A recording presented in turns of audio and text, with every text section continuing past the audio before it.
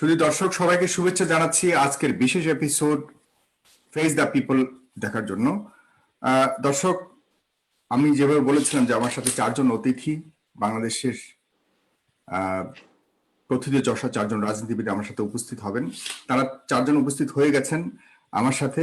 আমি যে বিষয় নিয়ে আজকে আপনাদের সামনে আলোচনাটার সূত্রপাত করব তা হলো বাংলাদেশের অর্থনীতি এবং করোনা পূর্ব পর বাংলাদেশ যা ছিল, আছে এবং কি হবে সেই বিষয় নিয়ে আমরা আলোচনা করব চারজন অতিথির সাথে। দর্শক, করোনা বিধ্বস্ত পৃথিবীর সর্বময় অর্থনৈতিক চরম সংকটময় পরিস্থিতির দিকে ধাবিত হচ্ছে নিঃসন্দেহে। মধ্যয়ের দেশ হিসেবে দাবি করা আমাদের দেশের অবস্থা কি হতে পারে সে নিয়ে চতুর্দিকে অর্থনীতিবিদ ও বোদ্ধারা সংশয় প্রকাশ করলেও সরকার এখনো চরম আত্মবিশ্বাসী ভবিষ্যৎ অর্থনৈতিক অবস্থা নিয়ে। গতকাল মাননীয় পরিকল্পনা মন্ত্রী এসডিজির গত 4 বছরের প্রতিবেদন প্রকাশ করেছেন। চলুন আমরা শুনি কি কি অর্জন, কি কি বিসর্জন রয়েছে গত 4 বছরে এবং কি কি হতে পারে ভবিষ্যৎ বাংলাদেশ। এই করোনার সংকট নিয়ে আমরা অর্থনৈতিক যে লক্ষ্যমাত্রা ভেবে রেখেছি তার আসলে ভবিষ্যৎ কি হতে পারে তা নিয়ে এখন আলোচনা করার জন্য আমার টেবিলে রয়েছেন জনাব এম এ মান্নান, মাননীয় মন্ত্রী, পরিকল্পনা মন্ত্রণালয়। মন্ত্রী মহোদয়, আপনি শুনতে পাচ্ছেন নিশ্চয় আমাকে? জি, ধন্যবাদ, শুনতে পাচ্ছি ক্লিয়ার। জি, আপনাকে অনেক ধন্যবাদ আমার সাথে যুক্ত হওয়ার জন্য। এরপরে রয়েছেন ব্যারিস্টার নাজমুল হুদা, সাবেক মন্ত্রী। ব্যারিস্টার নাজমুল হুদা, আপনি শুনতে পাচ্ছেন আমাকে নিশ্চয়ই? হ্যাঁ, ঠিক আছে, থ্যাংক ইউ। ধন্যবাদ আমার সাথে যুক্ত হওয়ার জন্য। এরপরে রয়েছেন মাহমুদুর রহমান মান্না, আহ্বায়ক নাগরিক ঐক্য। মান্না ভাই, শুনতে পাচ্ছেন? হ্যাঁ, পাচ্ছি, থ্যাংক ইউ। জি, ধন্যবাদ আপনাকে যুক্ত হওয়ার জন্য। এরপরে রয়েছেন জহিরুদ্দিন স্বপন, বিএনপি নেতা, সাবেক সংসদ সদস্য। স্বপন ভাই, শুনতে পাচ্ছেন নিশ্চয় আমাকে? জি, শুনতে পাচ্ছি। দর্শক সবাই অবশ্যই আপনাদের নিজেদের টাইমলাইনে শেয়ার করবেন এবং আলোচনাটি শেষ পর্যন্ত শোনার আহ্বান রইল। আমি মাননীয় মন্ত্রীর কাছে যেতে চাই। মাননীয় মন্ত্রী, করোনাকালীন সময় এবং পরবর্তীকালে এসডিজি লক্ষ্যমাত্রা অর্জনে আমাদের ভবিষ্যৎ পরিকল্পনা কি রেখেছেন, কি করছেন, একটু যদি সংক্ষেপে বলেন, এরপর আমরা অন্যান্য আলোচনায় যাব এবং এই বিষয়ে আমাদের অন্যান্য অতিথিরা কথা বলবেন। মাননীয় মন্ত্রী। আমরা অত্যন্ত উচ্চ পতাকা নিয়ে বা ফ্ল্যাগ নিয়ে করোনায় প্রবেশ করেছিলাম। বিগত 1 দশক যাবৎ একটানা উচ্চ প্রবৃদ্ধি অর্জন করেছি, গড়ে 7.5-এর উপরে, যেটা এই উন্নয়নের ইতিহাসে একটা অনন্য দৃষ্টান্ত বলে পণ্ডিতরা বলেন। এটা হাতে নিয়ে আমরা করোনা ঢুকেছিলাম এবং করোনা যেভাবে সারা বিশ্বকে নেড়ে চেড়ে গেছে, আমাদেরকে বাদ দেয়নি স্বাভাবিকভাবেই। এবং এতে অবশ্যই আমরা আমাদের ভিত অর্থনীতির কাঁপিয়ে গেছে, এটা বলতেই হবে, এটা কোনো না বলার বিষয় নয়। এবং এইটাও বলতে হবে, অন্যান্য অনেক ওল্ড বা ম্যাচিওর অর্থনীতির ভিতের তুলনায় আমাদের অর্থনীতির ভিত অতটা গভীর নয়। আমরা অতি সম্প্রতি মধ্য আয়ের দেশের প্রথম সোপানে পৌঁছেছি। এর আগে তো আমাদের 1000 বছরের কি বলবো একটানা ঔপনিবেশিক শাসন, শোষণ, অপশাসন, স্বৈরশাসন, নানা ধরনের যন্ত্রণায় আমরা ভুগেছিলাম। বিগত 1 দশক 2009 থেকে আমাদের একটা সোনালী সময়, অ্যাটলিস্ট উন্নয়নের বিচারে আমি একজন নাগরিক হিসাবে গর্বের সঙ্গে বলতে পারি, সেই জায়গায় ধাক্কাটা আমরা খেয়েছি, আমাদেরকে কাঁপিয়ে গেছে। তবে এইটুকু বলতে পারি যে আমরা ভীত নই। আমরা মনে করি যে যদি গোটা বিশ্ব কোলাপস না করে, গোটা বিশ্ব অর্থ ব্যবস্থা বা ব্যবসা বাণিজ্য কোলাপস না করে, তাহলে গোটা বিশ্ব যেমন ঘুরে দাঁড়াতে বাধ্য, আমরাও ঘুরে দাঁড়াবো। ঘুরে দাঁড়াবার আমাদের কিছু শক্তি আছে, যদিও বলেছিলাম দুর্বল ভিত, এর মধ্যে আমাদের নিজস্ব কিছু শক্তি আছে। প্রথম যেটা শক্তি, আমাদের অর্থনীতির কৃষি অংশটা খুবই মজবুত, এবং কৃষি এখন মজবুত থাকার ফলে আমাদের একটা খাদ্য নিরাপত্তা বা স্বয়ংবরতা, দুটাতেই আমাদের অবস্থা খুব ভালো। আরেকটাতে এখনো মজবুত আমাদের, যদিও রিমিটেন্স খাতটা একটা ধাক্কার মধ্যে আছে, তবুও একটানা রিমিটেন্স প্রবাহ বেড়েই চলছে। এইটা একটা বিস্ময় মনে হয় মাঝে মাঝে আমার কাছে, এইটা একটা ভালো দিক। আর তৃতীয় যেটা বলতে চাই, যে আমাদের জনগণের যে একটা তরুণ অংশ যারা কাজ করে, উদ্ভাবন করে, সৃজনশীল কাজ করে, বিশেষ করে এরা সংখ্যাবিদ যারা, তারা বলেন যে আমরা একটা ডেমোগ্রাফিক ডিভিডেন্ডের মধ্যে আছে, অর্থাৎ বেশি লোকে কাজ করে কম লোক নির্ভর করে। এই যে ম্যাথমেটিক্যাল একটা সংখ্যা, এর মধ্যে একটা ভালো দিকটা হলো যে আমাদের উৎপাদন টু অনুৎপাদনের রেশোটা উৎপাদনের পক্ষে আছে। ফলে এই 3-4টা শক্তি হাতে নিয়ে ও সর্বোপরি আমাদের অত্যন্ত পরিষ্কার বলিষ্ঠ নেতৃত্ব, অ্যাবসলিউটলি এতে কোনো আমাদের চরম বিরোধীরাও সন্দেহ করেন না। যেভাবে আমরা হ্যান্ডেল করেছি গত 6 মাস করোনাকালীন সময়ে, আমরা এই ফিগারগুলো খুব একটা ভালো নয়, মৃত্যু নিয়ে প্লাস মাইনাস করা ঠিক নয়, তবুও মৃত্যু বা দুর্দশা বা ইনফেকশন বা রিকভারি যে কোনো বিচারেই আমাদের মানের দেশ নয়, আমাদের চেয়ে উচ্চ মানের দেশের তুলনায় আমাদের পারফরমেন্স ভালো। সৃষ্টিকর্তার দয়া, জনগণের সহযোগিতা, তবে অত্যন্ত দূরদৃষ্টি সম্পন্ন সাহসী নেতৃত্ব, সৃজনশীল আমরা নেতৃত্ব, অত্যন্ত রিস্কের মধ্যে আমরা সিদ্ধান্ত নিয়েছিলাম আমরা খুলে দেব সর্বাগ্রে এই অঞ্চলে, এবং খুলে দেওয়ার ফলে আমরা ঘুরে দাঁড়াবার সুযোগও পেয়েছি। সুতরাং এই সকল মিলিয়ে আমি এখানে কাজ করে আমি আনন্দ পাই, আমি আস্থার মধ্যে আছি, আমি বিশ্বাস করি সকলের সহযোগিতায় আমরা পূর্বের জায়গায় আবার ফিরে যাব এবং অতি শীঘ্রই ফিরে যাব। ধন্যবাদ আপনাকে। জি, আপনাকে অনেক ধন্যবাদ মাননীয় মন্ত্রী। তবে আমরা আপনার যে প্রতিবেদন আপনি প্রকাশ করেছেন, সেখানে কিন্তু 17টা সূচকের মধ্যে 12টা সূচকেরই অবস্থা খুবই খারাপ, সেটা আপনার প্রতিবেদন থেকে উঠে এসছে। এবং এই খারাপ অবস্থা থেকে যে 5টি রয়েছে, সেখানেও অনেকগুলি তথ্য উপাত্ত ঠিকভাবে প্রকাশ করা হয়নি। সে ব্যাপারে আপনি বলবেন আপনার টার্নে, আমি সেকেন্ড টাইম আপনাকে বলবো। এবং পাশাপাশি এই দুর্বল অর্থনীতি নিয়ে আমরা আসলেই, আপনি যেটা বললেন যে টার্গেট মতো আপনি চলছেন বা আপনি মোটামুটি আশার বানিয়ে শুনিয়েছেন, আসলে আমরা কতটুকু সেই স্বপ্নে বাংলাদেশকে করতে পারবো। ব্যারিস্টার নাজমুল হুদা, আপনার কাছে আসছি। আপনি দয়া করে, একই প্রশ্ন আপনার কাছেও রয়েছে এবং আপনার কাছেও করছি, এবং যে রাজনৈতিক অবস্থা যেটা চলছে বাংলাদেশে, সেই দিক থেকে আপনি অর্থনৈতিক ভবিষ্যৎ কিভাবে মূল্যায়ন করবেন? অর্থনীতি তো অবশ্যই বাংলাদেশের উন্নয়নের জন্য অর্থনীতিটাকে খুবই ইম্পর্টেন্ট। পাশাপাশি আপনি একজন প্রবীণ রাজনীতিবিদ, আপনি বাংলাদেশের যে বর্তমান রাজনৈতিক প্রেক্ষাপট, সেটাকেও কিভাবে মূল্যায়ন করছেন? এমন অবস্থাতে বাংলাদেশের অর্থনৈতিক উন্নয়নের যে লক্ষ্য নিয়ে আমরা চলছি, তা কি পূরণ হওয়া সম্ভব কিনা? Barrister Nazmul Huda. Thank you. আমি প্রথমে মাননীয় পরিকল্পনা মন্ত্রীকে ধন্যবাদ জানাচ্ছি। উনি তার নিজস্ব যে অভিমত অ্যাবাউট পার্টিকুলারলি পোস্ট কোভিড, তার যে হোপস অ্যান্ড অ্যাসপিরেশনস, সেটা ব্যাপারে তিনি যে আস্থাবান।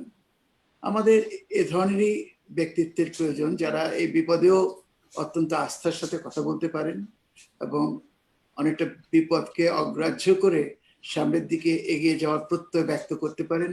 এই ধরনের সাহসিকতা বর্তমানে আমাদের এই দুর্যোগপূর্ণ সময়ে অত্যন্ত বেশি প্রয়োজন। এদিক থেকে আই থিঙ্ক আমাদের বর্তমান পরিকল্পনা মন্ত্রী ট্রিমেন্ডাসলি একটা এনকারেজ পজিশন থেকে তিনি কথা বলেছেন, এবং আমি ফিল করি যে উনি যেটা বিশ্বাস করেন বা যেটা আনতে চাচ্ছেন, টার্গেটেড যে অ্যাচিভমেন্টটা, সেটা উনি অ্যাচিভ করুক, এটাই আমরা সবাই সেটা প্রত্যাশা করি। সবচেয়ে বড় প্রতিবন্ধকতা হচ্ছে, আমরা কয়েকদিন ধরে আপনারা হয়তো লক্ষ্য করবেন রাজনৈতিক অঙ্গনে যেটা বারবার আলোচিত হচ্ছে, বারবার এটা কনভিন্স করার জন্য চেষ্টা করা হচ্ছে সরকারকে, যে Y Kant we all work together, সবাই একটা রাজনৈতিক একটা জাতীয় ঐক্যের মধ্য দিয়ে কেন আমরা এই দুর্যোগটাকে মোকাবেলা করি না। এবং সেখানে যারা যারা মনে করছেন যে তারা লেফট আউট হয়ে আছেন, তারা তাদের কন্ট্রিবিউশনটা করতে পারেন। সরকার যদি তাদের পাশে থেকে তাদের সাথে থাকেন এবং তারা যদি সরকারের পাশে থাকেন, তাহলে যে অ্যাচিভমেন্টটা ইজি হতো আমাদের জন্য, অনেকটা সে একটা পজিশনে যাওয়ার জন্য কিন্তু বর্তমানে রাজনীতিতে বেশ আলোচনা হচ্ছে। এবং এটা আমিও ফিল করি যে prime minister, honourable prime minister, তার যে ব্যক্তিত্ব বা তার যে নেতৃত্ব, অবশ্যই অত্যন্ত কঠিন নেতৃত্ব দিচ্ছেন তিনি এই সময়। তিনি আরো শক্তিশালী হতে পারেন, তার হাত আরো শক্তিশালী হতে পারে যদি সবাইকে কনফিডেন্সে নিয়ে উনি সামনের দিকে এগিয়ে যান। এটা আমরা সবাই ফিল করি। তো প্রশ্নটা হচ্ছে, আমাদের আশার এত আলো থাকার কারণটা কি থাকতে পারে? এই যে একটা কথা পরিকল্পনা মন্ত্রী বললেন, মাননীয় পরিকল্পনা, যে উনি অনেকটা ম্যাজিকের মতো, অনেকটা অবিশ্বাস্য একটা বিষয় যে রেমিটেন্সের ফ্লো অনেক বেশি হচ্ছে, কেন, কিভাবে হচ্ছে। আমি এটা খুব বেশি একটা বুঝতে পারছি না, কারণ আপনি তো উই আর লুজিং পিপল, যারা নাকি বিদেশে চাকরি করতো তারা বেশিরভাগ চাকরিচ্যুত হয়ে সেখান থেকে দেশে ফিরে এসেছেন। আমরা তো এটা একটা ডাবল সর্ট অফ বিপদের মধ্যে থাকে। একদিকে আমরা যেমন বেকারত্বের দিকে দেখে দেখছি তারা ফিরে আসছে, এখানে এসে তাদের বেকার হয়ে যাচ্ছে তারা, আবার ওইদিকে যে রেমিটেন্সটা তারা পাঠাতো সেটা থেকেও দেশ বঞ্চিত হচ্ছে। এই অবস্থাতে আমার এতটা আশার কারণই বা কি আমি ঠিক সেটা আমি বুঝতে পারছি না। তবে আমি ফিল করি যদি এই ফ্লোটা আবার ঠিক হয়ে যায়, অর্থাৎ আমাদের জনসম্পদ যদি আবার সেই পুরনো অবস্থায় ফিরে যেতে পারে, তাহলে অবশ্যই আমাদের যে রেমিটেন্স যেটা আসতো তাদের কাছ থেকে সেটা দেশের অর্থনীতিকে আরো শক্তিশালী করবে, এ ব্যাপারে কোনো সন্দেহ নেই। এগ্রিকালচারালি মাননীয় পরিকল্পনা মন্ত্রী যে কথা বলেছেন, that is true, we are quite strong in this side. এবং কৃষি উৎপাদন যদি ঠিক মতো হতে থাকে, আমাদের খাদ্য নিরাপত্তাটা যদি আমরা ঠিক মতো এনশিওর করতে পারি, তাহলে আমার তো মনে হয় সামনের দিকে তাকানোর যথেষ্ট রিজন আছে। বেকারত্ব বাড়বে, সেই সঙ্গে দারিদ্র্যও বাড়বে, এ ব্যাপারে কোনো সন্দেহ নাই। এবং সারা বিশ্বে যখন এই জিনিসটা হচ্ছে, আমাদের এখানেও না হওয়ার কোনো কারণ নাই। আমাদেরকে এটা অ্যাকসেপ্ট করে নিতে হবে এবং আমাদেরকে অ্যাকসেপ্ট করে নিয়েই সামনের দিকে এগিয়ে যাওয়ার আশা নিয়ে আমাদের এগিয়ে যেতে হবে। তবে আমি ফিল করি একক নেতৃত্ব এক্ষেত্রে যথেষ্ট অবদান রাখছে। আজকে যদি আমরা একটা সিদ্ধান্ত নিতে যে বিভিন্ন রকমের সিদ্ধান্তহীনতায় ভুগতাম, তাহলে হয়তো ঠিক মতো আমরা এই প্রবলেমটাকে ফেস করতে পারতাম না। আজকে যেহেতু মাননীয় প্রধানমন্ত্রী শেখ হাসিনা এককভাবে নেতৃত্ব দিচ্ছেন দেশকে, তার সিদ্ধান্ত অনেকটা নিজেই খুব ভালো সুবিবেচিত সিদ্ধান্তের ভিত্তিতে দেশকে পরিচালনার ইচ্ছা রাখেন, এবং এটা করতে তার খুব বেশি একটা বেগ পেতে হয় না, কারণ তিনি এককভাবে এই নেতৃত্বটা দিচ্ছেন। She has taken the barrister Nazmul, এককভাবে কি আসলে রাজনীতিতে এভাবে সিদ্ধান্ত নিয়ে রাজনীতি সঠিকভাবে কি দেশ পরিচালনা করা সম্ভব কিনা, এবং গণতান্ত্রিক একটা দেশে এভাবে এই একক সিদ্ধান্তে কি কোনো সরকার চলে কিনা, সেই ব্যাপারে আপনি কথা বলবেন। জি আপনি বলেন, এরপর আমি আবার। সেটাই আমি কিছু রিফ্লেক্ট করলাম যে জাতি আশা করে সবাইকে নিয়ে করবে, কিন্তু তারপরেও উনি নিজে এককভাবে এই দুর্যোগের সময় এককভাবে করার পেছনে একটা তো যুক্তি আছে, যে আপনি একটা সিদ্ধান্ত নেবেন ইমার্জেন্সি বেসিস, একটা সিদ্ধান্ত নেবেন সুবিবেচিত একটা সিদ্ধান্ত নিতে আপনি যাতে কোনো রকমের প্রতিবন্ধকতার সম্মুখীন না হন, সেক্ষেত্রে তো একক নেতৃত্বটা কাজে দিচ্ছে। আজকে যদি নেতৃত্বটা খারাপের দিকে থাকতো, অর্থাৎ ওনার ইচ্ছা যদি অমঙ্গল হতো, তাহলে অন্য কথা ছিল। কিন্তু যে সিদ্ধান্তগুলো নিচ্ছেন সেগুলো দেশের কল্যাণে নিচ্ছেন, এবং তার বিভিন্ন রকমের যে প্রক্রিয়া এখনো তিনি ফলো করছেন, বিশেষ করে ডেভেলপমেন্টাল সাইডে সেখানে এগিয়ে যাচ্ছেন। এটা ঠিক, সেক্ষেত্রে ডেমোক্রেসিটাকে কিছুটা উনি স্যাক্রিফাইস করেছেন।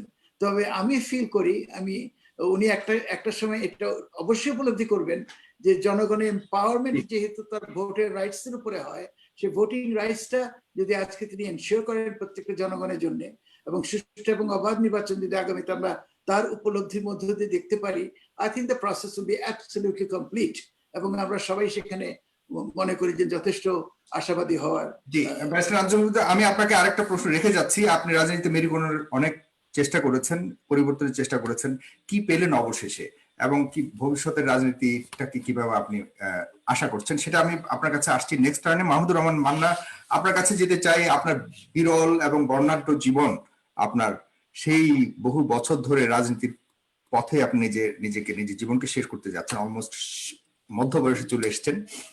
তবুও এখনো একটা রাজনৈতিক দল গঠন করেননি। যে অর্থনৈতিক মুক্তির জন্য, যে রাজনৈতিক মুক্তির জন্য লড়াই করে যাচ্ছেন, এবং আপনাদের এই মুক্তির যে যুদ্ধ এখনো চলমান রয়েছে, তো বাংলাদেশের স্বপ্নের বাংলাদেশের জন্য ইয়ে করেছেন, যে অর্থনৈতিক মুক্তির জন্য, সেই অর্থনীতি বর্তমান করোনাকালীন সময় সবকিছু মিলিয়ে আপনি কি মনে করেন কি ভবিষ্যতে কবে নাগাদ আমরা অর্থনৈতিক মুক্তি সহ অর্থনৈতিক উন্নয়নশীল বাংলাদেশ দেখতে পাবো? পাশাপাশি আমি আপনার কাছে, আপনি জিয়াউর রহমানের আমলেও কিন্তু আপনাকে মন্ত্রী পর্যন্ত আমরা শুনেছি যেটা, যে আপনাকে অফার করেছিল, আপনি তখন জাননি, এখন আবার খালেদা জিয়ার সাথে আপনি একসাথে রাজনীতি করছেন, সে ব্যাপারেও আপনি একটু বলবেন। এবং বাংলাদেশ বিনিময় রাজনৈতিক ভাবে যে চেষ্টা করে যাচ্ছেন গতিশীল রাজনৈতিক পরিবেশ তৈরি করার জন্য, আদৌ কি সম্ভব হবে কিনা আপনি মনে করেন? এই তিনটা প্রশ্ন আপনার কাছে চলে এসেছে। মাহমুদুর রহমান মান্না।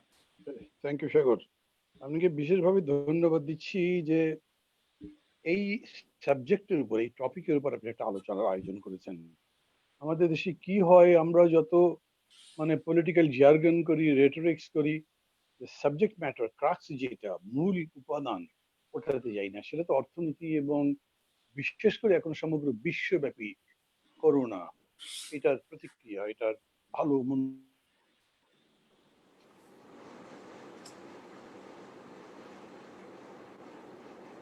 পরিকল্পনা মন্ত্রীকে এনেছেন এবং উনি এসছেন। It's very good of him. এই জন্য বলছি যে এগুলো তো উনি বলতে পারবেন সবচাইতে ভালো।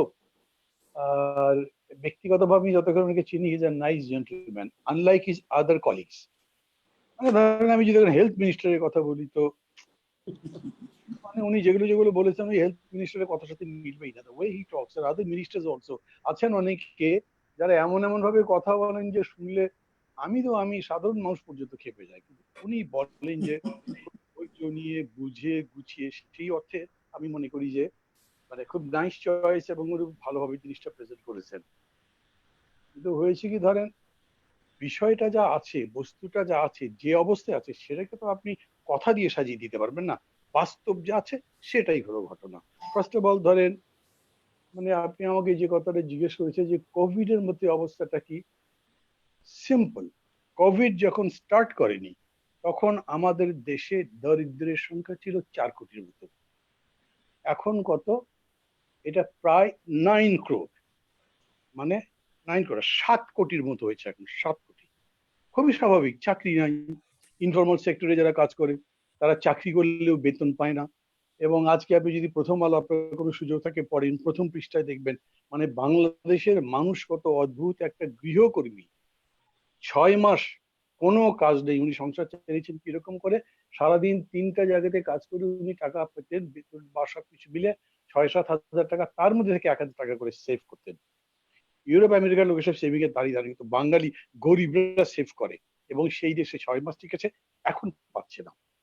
এখন মানুষের পেটে ক্ষুধার আগুন। এখন বহু জায়গায় আপনি দেখবেন যে একটা স্কুলের শিক্ষক, কিন্ডার গার্ডেনের মালিক, তিনি তার শিক্ষা প্রতিষ্ঠান বিক্রি করে দিয়ে বাজারের মধ্যে চা বিক্রি করছেন ইত্যাদি। মেলা এরকম কাহিনী আছে। এদেরকে সেভ করবার জন্য এই গভর্নমেন্টের কোনো প্রোগ্রামই নাই। আপনি শুরুতে করলেন এসডিজি দিয়ে, এবং এসডিজির উপরে ওনারা একটা পেপার দিয়েছেন সেদিন, এবং আপনি নিজেই বললেন যে এসডিজির প্রায় ধরেন 71%-এর কোনো পর্যাপ্ত তথ্যই নাই। এই তথ্য নিয়ে কিন্তু জাতিসংঘ বাংলাদেশকে এর আগেও বলেছে, বাংলাদেশ তথ্য উপাত্তের দিক থেকে, স্ট্যাটিস্টিক্স এর দিক থেকে, মানে 7 এক্সেপ্ট আফগানিস্তান সবার চেয়ে খারাপ অবস্থা। এটা 20 বছর আগে 80% ছিল, এখন তো জাস্ট অ্যাবাভ 60%।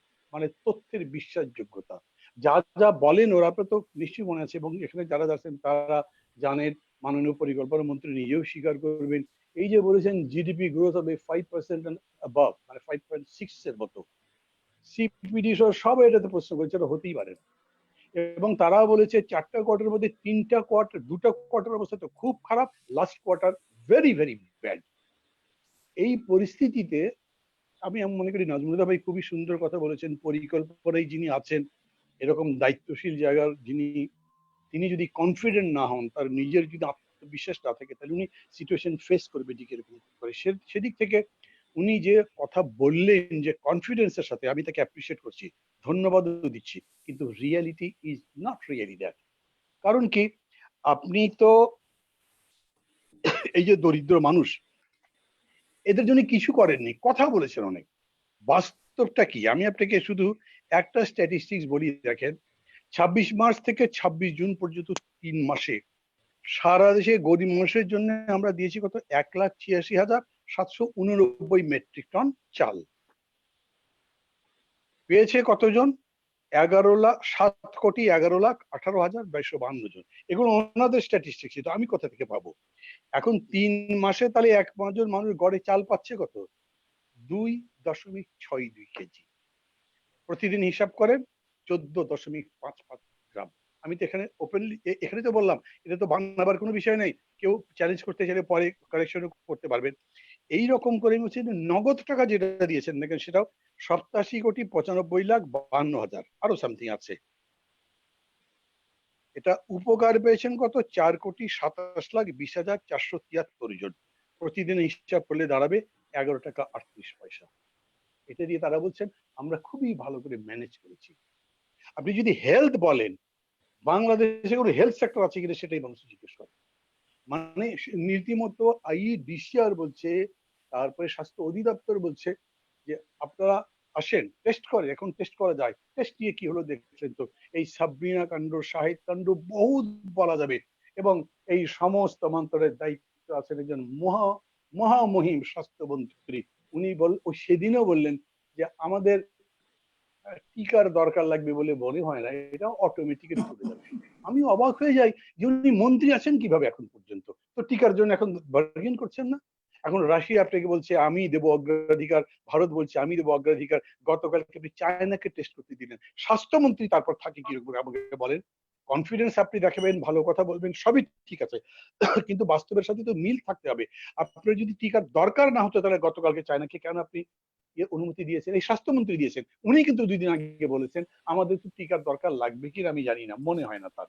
এবং আরো যত কথা বলেছেন, এই সই করলেন কেন, এতগুলো মানে এত কিছু পরেও আপনার কাছে কি মনে হয় মানে এই স্বাস্থ্যমন্ত্রী কিভাবে এই জায়গাতে রয়েছে? কারণ বোথ সাইড থেকে কোনো ধরনের রিগ্রেট বা কোনো ধরনের ইয়ে দেখছি না যে সরকারের পক্ষ থেকে ওনাকে সরানোর ব্যাপার অথবা উনি নিজ থেকে সরে যাওয়ার ব্যাপার, তারপরেও রয়ে গেছেন।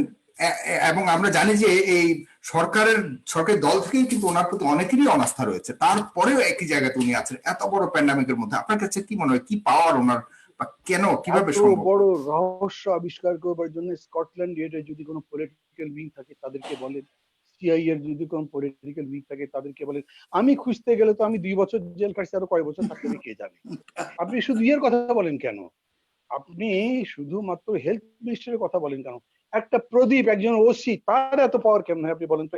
এক বছরে 204টা লোক অন দি হাইওয়ে অফ, এই যেটাকে আপনি মেরিন ড্রাইভ বলেন, 204টা লোককে মেরে ফেলেছে।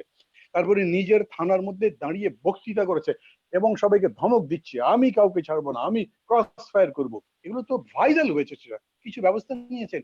এখন মেজরকে মারবার পর যখন ধরা পড়ছে তখন যাচ্ছে তার এই সোর্স অফ পাওয়ারটা কি? আমরা তো এগুলো কিন্তু কিছু জানি না।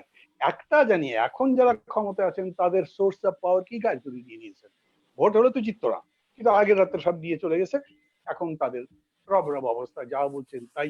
ওই যে বললেন না নজরুল ভাই, এককভাবে চালাচ্ছেন। এককভাবে চালাচ্ছেন কেন? আমরা ইনস্পাইট অফ দ্য ফ্যাক্ট যে এই গভর্নমেন্টকে জবরদখলকারী মনে করি, তারপরেও কিন্তু আমরা প্রপোজাল দিয়েছিলাম এবং এটা স্বপন আছে, বিএনপি সহ বামপন্থী সহ আমরা যারা ঐক্যফ্রন্ট ছিলাম সবাই মিলে বলেছি এত বড় ক্রাইসিসের মুখে আমরা কোনো কোয়েশ্চেন তুলছি না, কোনো পলিটিক্স তুলছি না, আমরা সরকারকে সহযোগিতা করতে রাজি আছি, সরকারের কাছে আমাদের আবেদন। ওই মানে মিটিং এর মধ্যে যেটা পরামর্শ সভা ছিল, সেখানে কিন্তু সরকারি দল এবং জোটকে দাওয়াত করা হয়েছিল। ওনারা প্রথম বলেছিলেন আসবেন, পরে আসেন নাই। এটা বলবার 2 দিন পরে দেখলাম যে টেলিভিশনের প্রধানমন্ত্রী সাংবাদিকদের প্রশ্নের জবাবে বলছেন যে না না, ওগুলো কোনো কিছু দরকার লাগবে না, এটা আমরা একাই মোকাবেলা করতে পারবো। একা তো মোকাবেলা করতে পারছেন না, হেলথে পারছেন না, ইকোনমিক্সে পারছেন না, ল অ্যান্ড অর্ডার। আপনি বলেন কক্সবাজার থানার যতগুলো ওসি আছে সবার নামে মামলা, চট্টগ্রামের 3টা থানার নামে মামলা হয়েছে, আর 2জন এসপি নিজের ফেসবুক অ্যাকাউন্ট থেকে পোস্ট দিয়েছেন শিপ্রা দেবরাত্রির বিরুদ্ধে। আমি তো ভাই কিছুই বলি নাই, তারপর আমাকে 14 দিন রিমান্ডে দিলেন। এখন সব ওখানে ফাইট করতে যাচ্ছে, এতদিন ধরে কি জি, রিমান্ডে নেওয়া যায়? তো আমাদেরকে নিলেন কি? মান্না ভাই আপনার কাছে আমি, জি আবারও আসছি আপনার কাছে। আমি এই পর্যায়ে আমি জহিরুদ্দিন স্বপন আপনার কাছে আসছি। আপনি তো বিরোধী দলের একমাত্র নেতা হিসেবে এখানে প্রতিনিধিত্ব করছেন আজকের। আপনার ভূমিকা সবচেয়ে গুরুত্বপূর্ণ ভূমিকা থাকার কথা ছিল আপনার এবং আপনার দলের বর্তমান প্যান্ডামিকের মধ্যে। আপনি কি মনে করছেন কিনা আপনারা সঠিকভাবে ভূমিকা পালন করছেন? এর পাশাপাশি আমি যে অর্থনৈতিক বিষয়টা আজকের টেবিলে দিলাম, সেখানে আপনার এবং আপনার দল থেকে, আপনার ব্যক্তিগত এবং আপনার দল থেকে আপনাদের মূল্যায়নটা যদি আপনি করেন, ভবিষ্যৎ বাংলাদেশের অর্থনৈতিক মুক্তির জন্য আপনারা কিভাবে মনে করছেন বর্তমান সরকারের যে ভূমিকা সেটা নিয়ে আপনাদের মতামত। জহিরুদ্দিন স্বপন। যে ধন্যবাদ সাইফুর রহমান সাগর, আপনার মাধ্যমে আমি সম্মানিত দর্শক শ্রোতাকে সালাম জানাই। আজকের অন্যান্য সম্মানিত আলোচক আমার প্রত্যেকেই ব্যক্তিগতভাবে অত্যন্ত শ্রদ্ধাভাজন। মান্নান ভাই একসময় আমার খুবই ঘনিষ্ঠ বড় ভাই, মাননীয় পরিকল্পনা মন্ত্রীর দায়িত্ব পালন করছেন, বহু পুরনো পরিচয় আমাদের। হুদা ভাই আমার অত্যন্ত ব্যক্তিগত ঘনিষ্ঠ বড় ভাইয়ের মতো। মান্না ভাই ছাত্র জীবন থেকে আমাদের নেতা। আপনাদের সবাইকে সালাম জানাই। প্রথমে আপনি যে সাবজেক্টটা নির্ধারণ করেছেন যে করোনা পূর্বাপর অর্থনীতি, সেক্ষেত্রে আমি প্রথমে করোনা সম্পর্কে দুই একটা কথা একটু সম্মানিত দর্শক শ্রোতাকে স্মরণ করিয়ে দিই। যে আপনি দেখেন যে ডিসেম্বরের শেষ নাগাদে যখন এই করোনা চীনে চিহ্নিত হলো এবং তারপরে যখন ধীরে ধীরে সারা পৃথিবী এই ব্যাপারে সজাগ হলো, সচেতন হলো, বিশ্ব স্বাস্থ্য সংস্থা প্রথমে এটাকে জরুরি অবস্থা ঘোষণা করলো, তারপরে যখন মহামারী ঘোষণা করলো, এই সমস্ত কাজ যখন চলছে তখন বাংলাদেশ সরকার এ বিষয়ে এতই অজ্ঞ, এতই উদাসীন, এতই অর্বাচীন যে 21শে মার্চেও সে ধানমন্ডিতে উপনির্বাচন করছে এবং সরকার প্রধান সেখানে ভোট দিচ্ছেন, ভোট দেওয়ার সার্থকতাকে পরের দিন গণমাধ্যম বড় করে ছবি দেখাচ্ছে, যেখানে বিশ্ব স্বাস্থ্য সংস্থা কিন্তু একটা বিশ্ব মহামারী ঘোষণা করেছে। তো বিশ্ব স্বাস্থ্য সংস্থার মতো এরকম একটি সংস্থার উদ্বেগ এবং তার যে বিশ্ববাসীর প্রতি যে স্বাস্থ্য বিধি জারি করছে তার সঙ্গে সরকারের দূরত্ব কতটুকু এটা বোঝানোর জন্য আমি শুধু কিন্তু আপনারাও কিন্তু অংশগ্রহণ করেছিলেন। জি, আমরা কিন্তু বারবার সরকারকে বলেছি, নির্বাচন কমিশনকে বলেছি যে করোনার এই পরিস্থিতিটাকে স্থগিত করা হোক, বাদ দেওয়া হোক। এবং আপনি যেটা বললেন যে বিরোধী দল প্রতিবাদ হিসেবে আপনারা সরে আসতে পারতেন, সেটাও করেননি আপনারা। জি, সেটা তো বর্জন। কিন্তু বর্জন এক জিনিস, আরেকটা হচ্ছে যে সরকার, এবং তারপরেও দেখেন জনগণ কিন্তু বর্জন করেছে এবং সাধারণত এখানে ভোটারের কোনো অংশগ্রহণ থাকেও না। কিন্তু সরকার রাজনীতির কারণে এই ধরনের জোর জবরদস্তিমূলক জমায়েত নির্বাচন করুক, কিন্তু করোনাকালীন পরিস্থিতিতে এটা করার মধ্যে দিয়ে প্রমাণ করেছে যে মানুষের এই ধরনের সমস্যার বিষয় সে কতটা উদাসীন এবং কতটা নির্মম ভাবে ক্ষমতা ধরে রাখার জন্য এরকম একটা মহামারীকে পর্যন্ত সে অবজ্ঞা করে চলছে। এবং বিরোধী দল সেখানে অংশগ্রহণ করতে না চাওয়া সত্ত্বেও তাকে বাধ্য করা হচ্ছে যে তুমি না থাকলে তুমি গণতন্ত্রে থাকবে না। যাই হোক, আমি প্রসঙ্গে যেতে চাই না। আমি বলতে চাচ্ছি যে বিরোধী দলের করার জায়গাটা কি? বিরোধী দলের করার জায়গাটাই হচ্ছে যে সরকারকে চাবুক মেরে সরকারকে এই সমস্ত দায়িত্বহীন জায়গা থেকে দায়িত্বের জায়গাতে আনা। আমরা সে কাজ করার চেষ্টা করছি।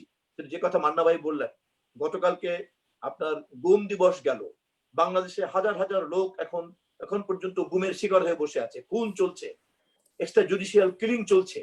প্রদীপের মতো অসির একটা নিম্নমানের সরকারি কর্মকর্তার কি পরিমাণ ক্ষমতা দেখছেন। তার মানে যে বিরোধী দলের যে প্রধান দায়িত্ব, সেই প্রধান দায়িত্ব পালন না করার জন্যই গোটা রাষ্ট্রকে এই পরিমাণ ব্যবহার করছে ক্ষমতাসীন দল, অথচ তারা স্বাধীনতা যুদ্ধের নেতৃত্বের দাবি করে।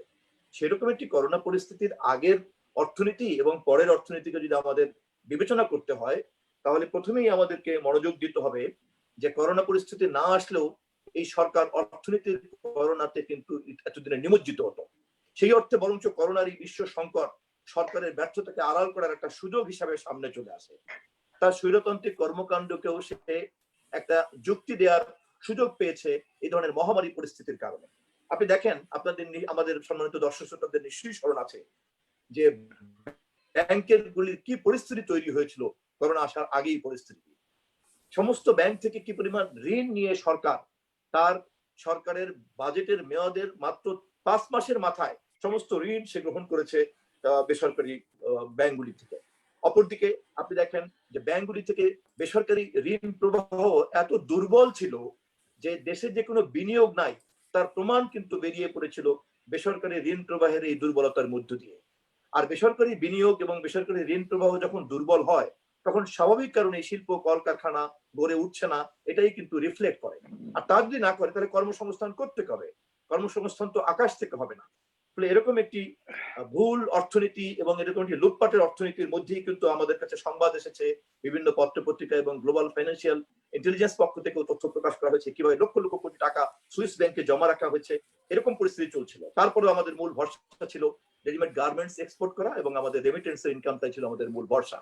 কিন্তু এটা বিশ্বব্যাপী এটা প্রমাণিত যে করোনার মতো মহামারীতে সবচেয়ে বেশি আঘাতগ্রস্ত হবে আমাদের মতো দেশগুলি যারা রপ্তানি অর্থনীতির উপরে নির্ভর করে বসে থাকি, যারা রেমিটেন্সের উপরে নির্ভর করে বসে থাকি, এবং তার আঘাত আমাদের উপরে আসবেই।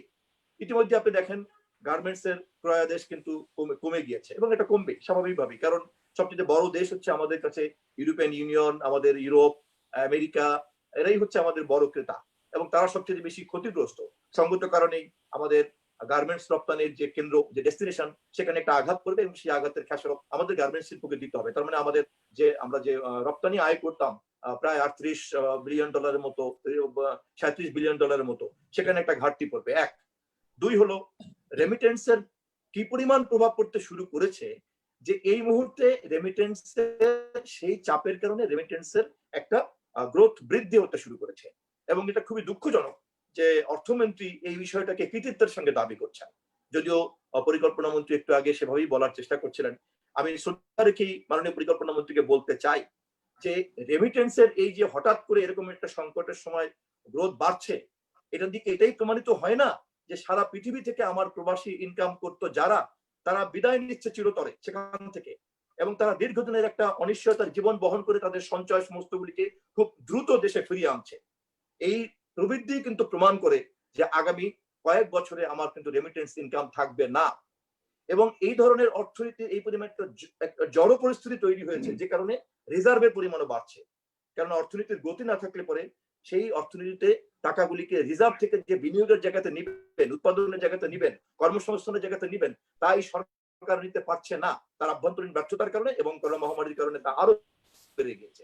সবকিছু মিলিয়ে কিন্তু এটা প্রমাণ করে যে ভবিষ্যতে আমাদের এই রপ্তানি আয়ের যে সংকট তৈরি হবে, আমাদের রেমিটেন্স আয়ের যে সংকট তৈরি হবে, এই সংকটের কারণে এখানে বেকারত্বের একটা পরিমাণ বাড়বে, কর্মসংস্থানের ঘাটতি তৈরি হবে, এবং সেখান থেকে ইতিমধ্যে বিশ্বের সমস্ত বড় বড় অর্থনীতি বিপদের কথা স্বীকার করেছে।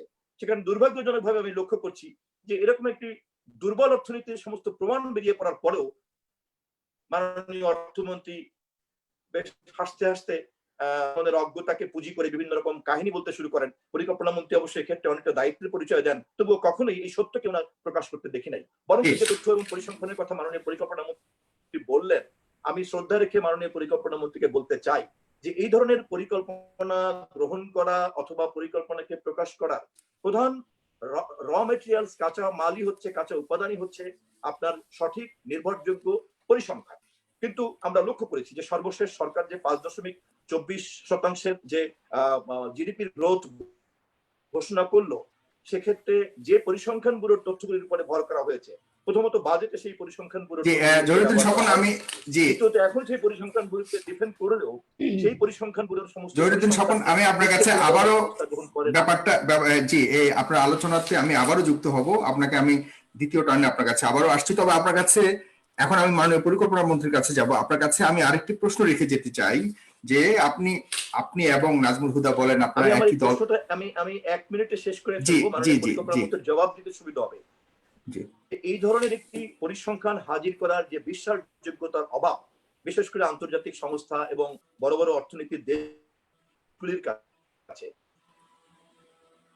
এই বিশ্বাসযোগ্যতা ফিরিয়ে না ওই প্যানেলের উপরে ভর করে যে পরিকল্পনা আপনি বা আপনার সরকার গ্রহণ করবে না তা বলবেন, তা তথ্যের অভাব যাদের আছে তারা মানলেও যারা তথ্য সম্পর্কে সচেতন জানেন তারা কোনোভাবেই কিন্তু এটা বিশ্বাস করবেন না। জি, জহিরুদ্দিন স্বপন, আপনাকে অনেক ধন্যবাদ। আমি একটু রাজনৈতিক আলোচনা যেতে চাই, কারণ আপনাকে এবং নাজমুল হুদাকে পেয়েছি। সুতরাং আপনাদের কিন্তু একটা সময় আপনারা একটু সংস্কার চেয়েছিলেন বা এই দেশে একটা ভালো রাজনীতির অনুশীলন হোক সেটাও চেয়েছিলেন। আপনার দলের কিন্তু একটা সময় দেখা যাচ্ছে যে আপনার দলের নেতাকে যিনি চেয়ারম্যান, তাকেও কিন্তু মাইনাস করার একটা ইয়ে ছিল, এবং সেটা এখন দেখা যাচ্ছে যে -1-এ চলে এসছে। সেক্ষেত্রে আপনার ভূমিকা বা আপনাদের বর্তমান ভূমিকা কি সেটাকে ঠেকানোর জন্য, বা আমরা শুনছি যে এখনো পর্যন্ত সেই ধরনের চেষ্টা চলে আসছে। ব্যারিস্টার নাজমুল হুদা যদিও আপনাদের সাথে নেই, তবুও উনি কেন গেছেন, উনিও যদি আসতে চান আপনি নেবেন কিনা, বা পজিটিভ পলিটিক্স এর এখন কি আপনারা সেই পথে আছেন কিনা, আপনাদের চিন্তা ভাবনা নিয়ে একটু মন্তব্য জানবো। ব্যারিস্টার নাজমুল হুদার কাছেও আমি এই বিষয়ে একই বিষয়ে আমি জানতে চাইবো পরবর্তী টার্নে। জি, এম এ মান্নান, মাননীয় পরিকল্পনা মন্ত্রী, আপনার কাছে জহিরুদ্দিন স্বপন ভাই কিন্তু খুব সুন্দর একটা সূত্র বা একটা আলোচনার সূত্রপাত করেছেন বা তুলে এনেছেন। এটা আমারও একই প্রশ্ন যে রেমিটেন্স নিয়ে আপনারা কিন্তু এখন খুব আত্মতুষ্টি দেখাচ্ছেন, বা আপনাদের বলছেন ভবিষ্যতে আপনারা, এবং আমার কাছে যেটা মনে হচ্ছে যে আগের চেয়েও আপনারা দাবি করছেন বর্তমান অর্থনীতি অনেক বেশি বোল্ড এবং অনেক বেশি ডেভেলপড, অনেক বেশি শক্ত অবস্থানে রয়েছে। কিন্তু আশঙ্কাটা কিন্তু আমিও মনে করি জহিরুদ্দিন স্বপন যেটা বলেছেন, এই আশঙ্কাটা কিন্তু রয়ে গেছে। ভবিষ্যৎ পরিকল্পনা আপনাদের কেমন অর্থনীতি ঘিরে বিশেষ করে আপনার মন্ত্রণালয় কিন্তু খুব গুরুত্বপূর্ণ ভূমিকা পালন করছে। যদিও আপনার মন্ত্রণালয়কে বাংলাদেশের গুরুত্ব কিভাবে দেয় আমি জানি না, বিশ্বের সব দেশে পরিকল্পনা মন্ত্রণালয় কিন্তু প্রেসিডেন্ট বা প্রধানমন্ত্রীর পরবর্তী স্টেপের বা পরবর্তী শক্তিশালী মন্ত্রণালয় হলো পরিকল্পনা মন্ত্রণালয়। সেখানে আপনার ভূমিকাটা কি ধরনের রাখছেন, যেটা আমাদের জহিরুদ্দিন স্বপন ভাইও বলে গেছেন, সেই ব্যাপারে আপনি বক্তব্য দিবেন। পাশাপাশি আমি যেটা বলে গেলাম যে আপনাদের যে 17টা সূচকের মধ্যে কিন্তু সবগুলো সূচকের প্রায় 12টা সূচকের অবস্থা খুবই দুর্বল, এবং আপনি মনে করেন এই দুর্বল অবস্থা থেকে উত্তরণ সম্ভব এই করোনা পরিস্থিতির পরবর্তী কালেও? জনাব এম এ মান্নান। ধন্যবাদ আপনাকে। প্রথমেই বিনয়ের সঙ্গে বলছি, আপনি কিন্তু দাওয়াত দিয়েছিলেন করোনা, উন্নয়ন, এই দুটা মূল বিষয় আলোচনা করবেন। আপত্তি নাই, অন্য বিষয়ে আলোচনা করবো, কিন্তু মেন্টালি আমরা তৈরি ছিলাম, আমি তৈরি ছিলাম যে করোনা এবং রিলেটেড উন্নয়ন বিষয়ে আলোচনা হবে পরবর্তী। হবার অনেক জাতীয় গুরুত্বপূর্ণ বিষয় আসছে, যেনারা সব জাতীয়ভাবে পরিচিত নেতৃবৃন্দ, তাদেরকে আমি সম্মান করে কিছু বিষয় ওনারা নিয়ে আসছেন, সেটা অবশ্যই আমি দায়িত্ব আমি এড়িয়ে যাব না। যেটা আমি বলতে চাই যে আমরা যাই করি না কেন, আমরা we are living in the present. Future হতাশাবাদীর জন্য যতটুকু, আশাবাদীর জন্য ইকুয়াল অপরচুনিটিস। ফিউচারটাকে 50% আমার বিরোধীর পক্ষে, 50% আমার পক্ষে। সুতরাং আমাকে উড়িয়ে দিবেন ফিউচার থেকে, এইটা বোধহয় ম্যাথমেটিক্যালি নট পসিবল। আমি আশা করি যে এই করোনা 6 মাসের মধ্যে চলে যাবে। আবার নিরাশাবাদী বলে যে আরো আজীবনে যাবে না। Both are in the uncertain ground. এই প্রেক্ষিতটা বললাম দয়া করে যে আমাকে বিবেচনা করার জন্য। এই যে বিষয়টা কেন বললাম, রিমিটেন্স নিয়ে একটা কথা উঠছে, অত্যন্ত বাস্তব কথা। আমাদের মন্ত্রী নিজেই তো ফিগারটা দিয়েছেন, 80,000 ফিরে চলে এসছে। কি প্রমাণ করে? আমার মন্ত্রীর সাহস আছে, সরকারের সাহস আছে বাস্তব তুলে ধরা। এইটা could have been put under the carpet, যেমন বলো না নেগেটিভ নিউজ, বাট আমরা এটা বলেছি। জাতির জানার অধিকার আছে, আপনাদের জানার অধিকার আছে। 80,000 লোক ফিরে এসছে, আরও আসতে পারে কোয়াইট লাইকলি, কারণ আমরা যেখানে কাজ করি ওখানেও কিন্তু এই রিসেশন বা এই ধরনের পতন হয়েছে। সুতরাং তারাও অনেককে হয়তো বাধ্য হয়ে বলছেন আমার বাড়ি যাও, পরে সময় হলে আসবে। It is possible. কিন্তু আমরা আশা করছি যে, আমরা যেমন আশা করছি গ্লোবালি একটা রিবাউন্ড হবে, হতে বাধ্য। ওই সকল দেশ যেখানে আমরা কাজ করে খাই, মধ্যপ্রাচ্য, মালয়েশিয়া, 2 জায়গা প্রাইমারিলি, ওখানেও তারা খুব শিগগিরই একটা করোনা চলে গেলে একটা রিবাউন্ড পর্যায়ে আসবে। তখন আবার কিন্তু আমাদের আবার প্রয়োজন হবে ওখানে। এইটাকে ধরেই আমরা বলছি যে ইয়েস, আমরা কালো মেঘ দেখছি, সঙ্গে সঙ্গে আমরা সিলভার লাইনিংও আছে। আমরা সিলভার লাইনিংটাকে আমাদের হাতে রাখছি। দ্যাট ইজ, আপনি দোষ বলতে পারেন, গুণ বলতে পারেন, but that is it is in the uncertain future. 1 নম্বর। সেকেন্ডলি, যেটা আরেকটা Swapan, good friend and brother, ছোট ভাই আমার, আমি তাকে বলি একটা জিনিস। তিনি একটা বিষয় নিয়ে এসছেন এখানে, পরিসংখ্যানের দুর্বলতা নিয়ে। আমি যেহেতু পরিসংখ্যান আমার মন্ত্রণালয়ের দায়িত্ব, একটা বিভাগ আছে আমার এখানে। ইয়েস, পারফেক্ট পরিসংখ্যান পৃথিবীর কোথাও নেই। ইভেন হাইয়েস্ট যে লেভেল অফ কান্ট্রিজ আছে, অলওয়েজ সাবজেক্ট টু +-5% তো অ্যাকসেপ্টেডই। +-5% গ্লোবালি অ্যাকসেপ্টেড একটা অ্যাডজাস্টমেন্ট করা থাকে। এর মধ্যেও কিন্তু আমরা উই আর ডুইং ইট, এবং আমাদের দিন দিন আমাদের সক্ষমতা বৃদ্ধি পাচ্ছে। এখন কেউ কেউ বলেন, কোনো ক্রিটিক বলছেন যে না, পরিসংখ্যান এটা সরকারের ডিপার্টমেন্ট না, স্বাধীন হওয়া উচিত। Fine, we can argue. Deputy কমিশনারকে স্বাধীন করার জন্য কেউ কেউ বলে। কেউ কেউ বলতে পারে যে ওই মন্ত্রণালয় স্বাধীন চলুক, এইভাবে চললে তাহলে হোয়াট উই গো, রিডাকশনিস্ট মেথডে এগোতে এগোতে দেখা যাবে অনলি 1% ইজ লেফট। সুতরাং এই নিয়ে তর্ক করতে আমরা বাধা নেই, আমরা করবো। We are running A parliamentary system of democracy. আপনি অনুগ্রহ করে জনাব সাইফুর আমার মিনিস্ট্রিকে অত্যন্ত গুরুত্ব দিয়েছেন, বলছে এটা মাননীয় প্রধানমন্ত্রী, রাষ্ট্রপতি পরে, well thank you for your compliment, কিন্তু আমরা নিজেকে এটা মনে করি না। We are team player. আমাদের শক্তি আমার সরকারের শক্তি, আমাদের শক্তি আমার প্রধানমন্ত্রীর শক্তি। সুতরাং এইভাবে আমরা অপারেট করি। সেই সেন্সে আমি বলছি যে আমাদের মাননীয় মন্ত্রী, মানে আমি যখন যেটা প্রয়োজন সেটার ক্ষেত্রে আর কি গুরুত্বটা বলছি। যেমন মাননীয় স্বাস্থ্যমন্ত্রীর ব্যাপারে সমালোচনা করেছেন, কিন্তু আপনার ব্যাপারে সমালোচনা কেউ করছে না। ব্যাপারগুলি এই কারণে আসছে। বলেছি যে আমি নিজেকে এত বড় কিছু মনে করা ঠিক না। We are team player, absolutely. There is no super ministry in Bangladesh. One super minister is there, she is the prime minister. But we are all team players, ball pass করি শুধু। যাকে এটা অত তাত্ত্বিক বিশ্লেষণ আমরা যাবো না। এই রিমিটেন্স, ঋণ নিয়ে একটি প্রশ্ন স্বপন করেছেন যে আমরা প্রচুর ঋণ নিচ্ছি। ঋণ, টেকিং ঋণ যে কোনো সরকারের যে কোনো সময় এটা একটা অ্যাডমিনিস্ট্রেটিভ ফাংশন। আমরা তো তবুও we are known to be one of the most careful countries in the world, যে কখনো আমাদের অতীত ইতিহাসে যারাই ক্ষমতায় ছিল, আমার দল বা অন্য দল, আমরা কখনো 5%-এর একটা রেড লাইন, যদিও এটা কোনো লক্ষণ রেখা নয় যে ক্রস করতে পারবে না, আমরা ক্রস করিনি। ডেফিসিট ফাইন্যান্সিং এটা মাঝে মাঝে করতে হয়। এইবার যেহেতু করোনাকালীন সময়ে আমরা করবো বলে আমরা 6 পর্যন্ত ধরে রাখছি, নাও করতে পারি। উই শ্যাল রিমেইন প্রুডেন্ট, আমরা খুব সাবধানে করব। কিন্তু ঋণ নেওয়া ছাড়া আমাদের গত্যন্তর নেই, ঋণ নিতেই হবে। কারণ এক্সপানশনিস্ট বাজেট, বিরাট বিরাট প্রকল্প আপনাদের জন্য। স্বপন বাড়িতে দক্ষিণ বাংলায় গৌর নদী যাবেন 3 ঘন্টায় ঢাকা থেকে, we are building the bridge right in front of your eyes. আর বড় আমি আপনাকে কি উপহার দিতে পারি? সুতরাং টাকা তো আমার দরকার আছে, এগুলোকে বহু টাকা দিতে হবে। আমরা ঋণ কোথা থেকে নিচ্ছি? ফ্রম ডোমেস্টিক সোর্সেস অথবা বাইরের সোর্সেস। আমরা তো টাকা ছাপাচ্ছি না, আমাদের হাতে সেই ক্ষমতাও আছে। We are A sovereign state. আমরা প্রয়োজনে শেষ মুহূর্তে গিয়ে টাকা ছাপবো। ইউরো মার্কিন যুক্তরাষ্ট্র এই মুহূর্তে ডলার ছাপাচ্ছে,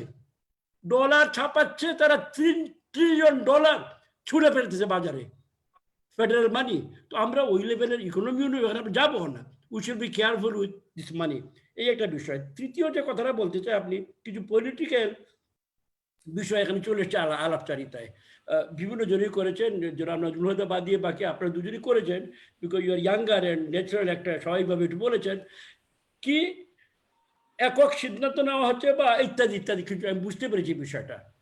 আমি বিনয়ের সঙ্গে বলতে চাই, দুর্যোগের সময় বিশ্বব্যাপী, আপনারা বিশ্বের ইতিহাস পড়েছেন, পার্লামেন্টারি ডেমোক্রেসি হোক বা অটোক্রেটিক সরকারি হোক বা মার্শাল ল হোক, যেটার সঙ্গে আপনার খুব ভালো পরিচিত আছেন, কিভাবে পাওয়ারে আসা যায় বা পাওয়ার থেকে যাওয়া যায়, all over the world in emergencies একক নেতৃত্ব না চাইলেও বেরিয়ে আসে।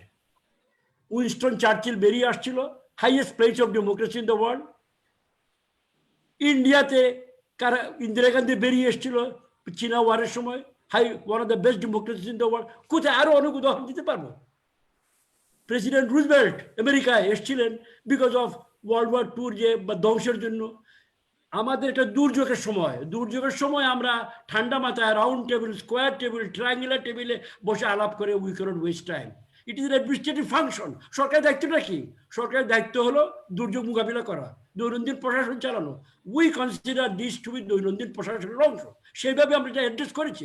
এখন বিচার করেন যে আমরা করতে পেরেছি কেনা পেরেছি, fine, we are open to that. Fail করলে আমরা ফেল করেছি, আপনি বলেন show us where we have failed. But এর জন্য রাউন্ড টেবিল করবো, সবাইকে নিয়ে করবো, আমার মনে হয় একটা মানে এটা প্রয়োজন নয়। কারণ এটা ইমার্জেন্সি, তাড়াতাড়ি কাজ করতে হবে। ফোকাসড টার্গেটেড লিডারশিপের দরকার, which hour prime minister is providing.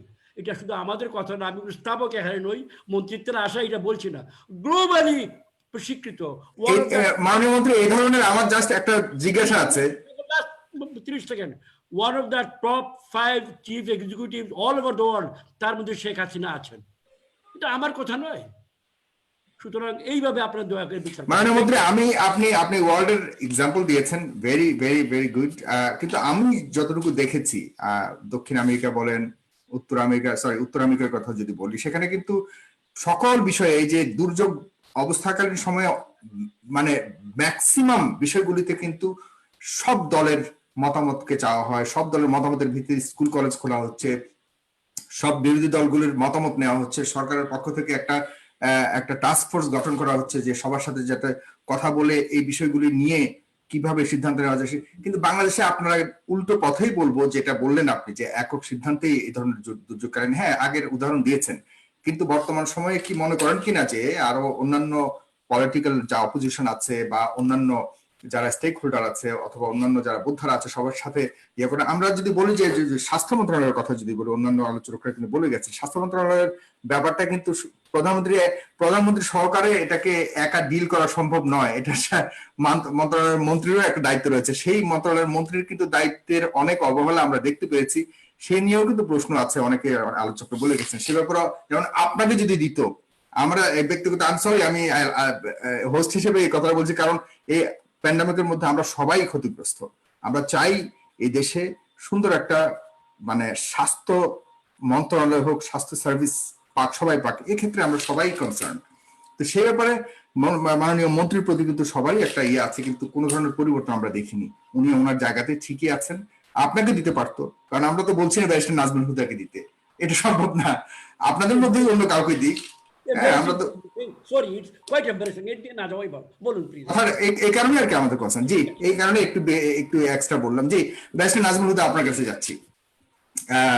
আপনার কাছে আমি মাঝখান দিয়ে একটা প্রশ্ন করেছিলাম যে আপনি সংস্কারও চেয়েছেন, সংস্কার বলতে আপনি চেয়েছেন যে এই দেশের কেন্দ্রিক, মানে আপনার সেন্ট্রালাইজড যে পাওয়ারের যে পলিটিক্যাল এক্সারসাইজ থেকে বের হয়ে এসে একটা মোটামুটি মেরুকরণের একটা চেষ্টা করেছেন।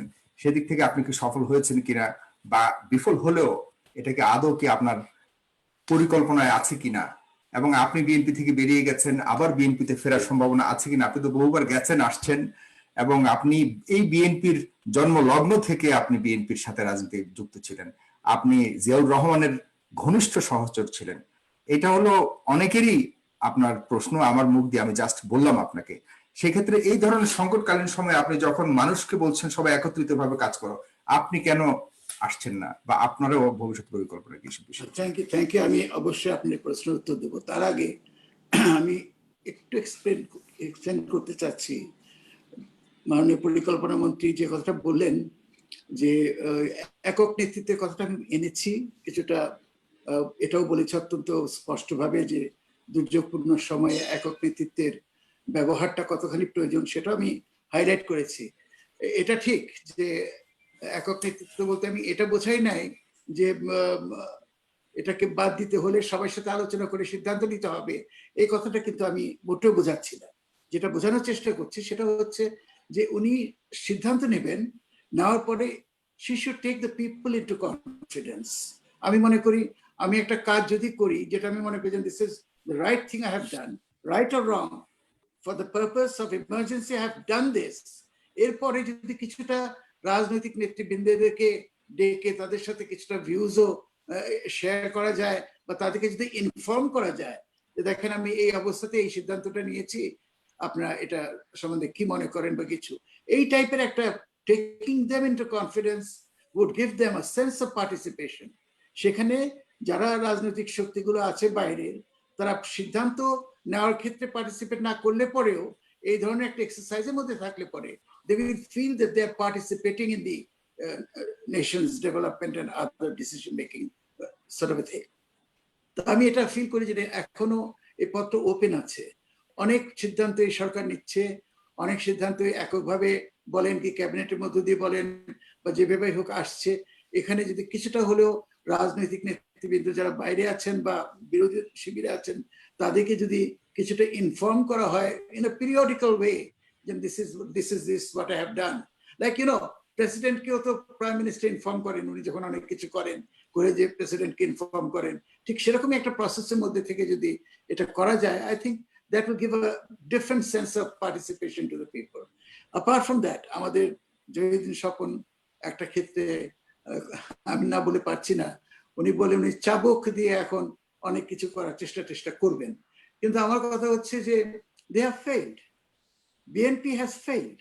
তারা আজকে যে সমস্ত স্ট্যান্ড নিয়ে, দেখেন একটা দলের শীর্ষ নেতৃত্ব যখন কারা অন্তরীণ থাকেন অথবা তিনি যখন তার ফ্রিডম যখন চরমভাবে লঙ্ঘিত হয়, that itself is the spirit, যে স্পিরিটটা জেনারেট করবে তার অন্যান্য নেতা কর্মীদেরকে রাস্তায় থাকতে এবং একটা বেগবান ওয়েতে সেটাকে ট্যাকল করতে। আপনি এখন পুলিশের ভয়ে দাঁড়াবেন না, কোলাপসিবল গেটের ভিতরে চলে যাবেন, বলবেন পুলিশ আমাকে বেরোতে দেয়নি, কাজে আমি আন্দোলন কর্মসূচি করতে পারি নাই। This is not the spirit for anything. কাজে আমি ফিল করি যে এই সমস্ত ক্ষেত্রে BNP has failed to take a stand, এবং সেটা সঠিকভাবেই সরকার কিন্তু কাজে লাগিয়েছে। অর্থাৎ সরকার ডেফিনেটলি দেখছে যে তাদের জন্য এই ধরনের বিরোধিতা খারাপ না, ভালোই। তারা যখন পুলিশ দেখলে ভয় পেয়ে ভিতরে চলে যায়, এই ধরনের বিরোধিতা হতে থাকুক। তো আমি ফিল করি যে BNP has lost many chances in the past, এবং এখনো যদি সত্যি চাবুক ঘোরানোর প্রয়োজন নেই, আমার মনে হয় প্রতিবাদটা সেভাবে যদি করা যায় যে কোনো বিষয়ে, তাহলে ডেফিনেটলি একটা ফল তারা পাবে। নেতৃত্ব এখন কারাবন্দী, নেতৃত্ব শৃঙ্খল মুক্ত করতে তারা বিপুলভাবে রাস্তায় নেমে সেটা মাননীয় প্রধানমন্ত্রী বরাবর পৌঁছে দিতে পারেন। আমাকে যে ব্যক্তিগত প্রশ্নটা আপনি করেছেন, দেখেন আমি for the first time I raise this voice, আমি কিন্তু বলেছিলাম, মান্না ভাই হয়তো স্মরণ করবেন বা স্বপ্ন জানে, আমি দুই নেত্রীকে এক টেবিলে বসানোর একটা পর্যায়ে কিন্তু ছিলাম। অনেক দিন পর্যন্ত আমি সেটা অ্যাজিটেট করেছি। আমি বলেছি দেশের যে সমস্ত সে সময় অনেক প্রবলেমই ছিল এবং আমি মনে করেছি সেই প্রবলেমগুলি খুব ভালোভাবে সলভ হয়, including the personal problems of the নেত্রীজ। সেগুলি খুব ভালোভাবে সলভ হয় যদি একটা আলোচনার টেবিলে সবাইকে নিয়ে আসা যায়। সেক্ষেত্রে আমি একটা আহ্বানও করেছিলাম যে আপনার দুই নেত্রীকে এক টেবিলে দুই নেত্রী এক টেবিলে বসেন, যদি আপনি না বসেন তাহলে আপনাদেরকে বসানো হবে। এই টাইপের একটা প্রোগ্রাম নিয়ে কিন্তু আমি নেমেছিলাম। আনফর্চুনেটলি সেটা সাকসেসফুল হওয়া যায় নাই। রাজনীতির মধ্যে যে টেম্পারটা, যে হিটটা এতদিন পর্যন্ত আমি দেখে এসেছি, পাল্টাপাল্টি, মুখোমুখি, সাংঘর্ষিক, সংঘাতপূর্ণ, প্রতিহিংসা পরায়ণ, এটা আমি সুস্থ রাজনীতি মনে করি না। I never felt that this was a সুস্থ রাজনীতি। তো আমি সেজন্য ভাবলাম যে এই পাল্টাপাল্টি রাজনীতি থেকে আমি একটু সরে দাঁড়াই। আমি কিন্তু কোনো এক দল বদল করে অন্য দলে যাইনি। আমি আমার দল ছেড়ে আমি আমার নিজের দল গঠন করেছি, সেই দলেই আমি অবস্থান করছি, সেই দলের নেতৃত্ব দিয়েই আমি একটা অ্যালায়েন্সকেও নেতৃত্ব দিচ্ছি। কাজে আমি কিন্তু আমার অবস্থানে ঠিকই আছি। আমি এখনো, আমার স্লোগান হচ্ছে সুস্থ রাজনীতির মাধ্যমে সুশাসন। আই এম সরি, পরিকল্পনা মন্ত্রী মহোদয়কে আমি একটু বলে রাখতে চাই যে উনি হয়তো কিছুটা বিব্রত হচ্ছেন। পলিটিক্যাল আলোচনাটা প্রথমে উনি বলেছেন যে আপনি একটা ভিন্ন এজেন্ডা নিয়ে এখানে তাকে ডেকেছেন, তারপরে পলিটিক্যাল আলোচনাটা একটু হলেও ডাইভার্টেড হয়ে যাচ্ছে, তাতে উনি বিব্রত বোধ করতে পারেন। সেজন্য আমি রিয়েলি সরি মানে ভাই, I hope you will take me in right spirit. তো সেটাই আমি ভাবলাম যে এখন দেখেন আমি আমার এই অবস্থানে আমি এখনো ক্লিয়ার আছি। তবে আমাদের দেশে দুটা দলকেই প্রাধান্য দেওয়া হয় মেইনলি, এবং দুটা দলই আমাদের দেশের জন্য অত্যন্ত ইম্পর্টেন্ট। আজকে দেখেন, কেউ অস্বীকার করতে পারবেন না যে বর্তমান যে রাজনৈতিক পরিবেশ, মানে দুটা দল নিয়ে যে পরিবেশ, দিস ইজ দ্য মোস্ট অনুকূল পরিবেশ ফর ডেমোক্রেসি। দুটা most strong political parties with the interaction of their activities and সমালোচনা, আলোচনা, সবকিছু নিয়ে আজকে দুটো দলই কিন্তু আপনি এই দেশকে একটা চমৎকার গণতন্ত্র উপহার দিতে পারে। কিন্তু আমাদের নিজেদের ব্যক্তিগত বিকারিং এর কারণে আজকে আমরা সেটা করতে পারছি না। আমার মনে হয় সেই জন্যই আমি এখন পর্যন্ত আশাবাদী, এবং আমি স্বপ্ন দেখি যে আমাদের মাননীয় প্রধানমন্ত্রী কোনো না কোনো দিন উপলব্ধি করবেন যে না, এই দেশে people is definitely one of the most important factors, যেটা তার বাবা আমাদের প্রিয় জাতির জনক বঙ্গবন্ধু শেখ মুজিবুর রহমান আর্টিকেল 7-এ কনস্টিটিউশনে বলে গেছেন যে মানুষের ক্ষমতার উৎস হচ্ছে জনগণ, এবং সেই ক্ষমতাটাকে যদি সত্যিকার অর্থে প্রাতিষ্ঠানিক রূপ দেওয়া যায়, এবং সেটা দিতে হলে একটা সুষ্ঠু এবং অবাধ নির্বাচন, যেটা জনগণের ইচ্ছার প্রতিফলন হবে, এই ধরনের একটা প্রক্রিয়া উদ্ভাবন করা কিন্তু আমি মনে করি should be the first agenda, the most important agenda for the prime minister.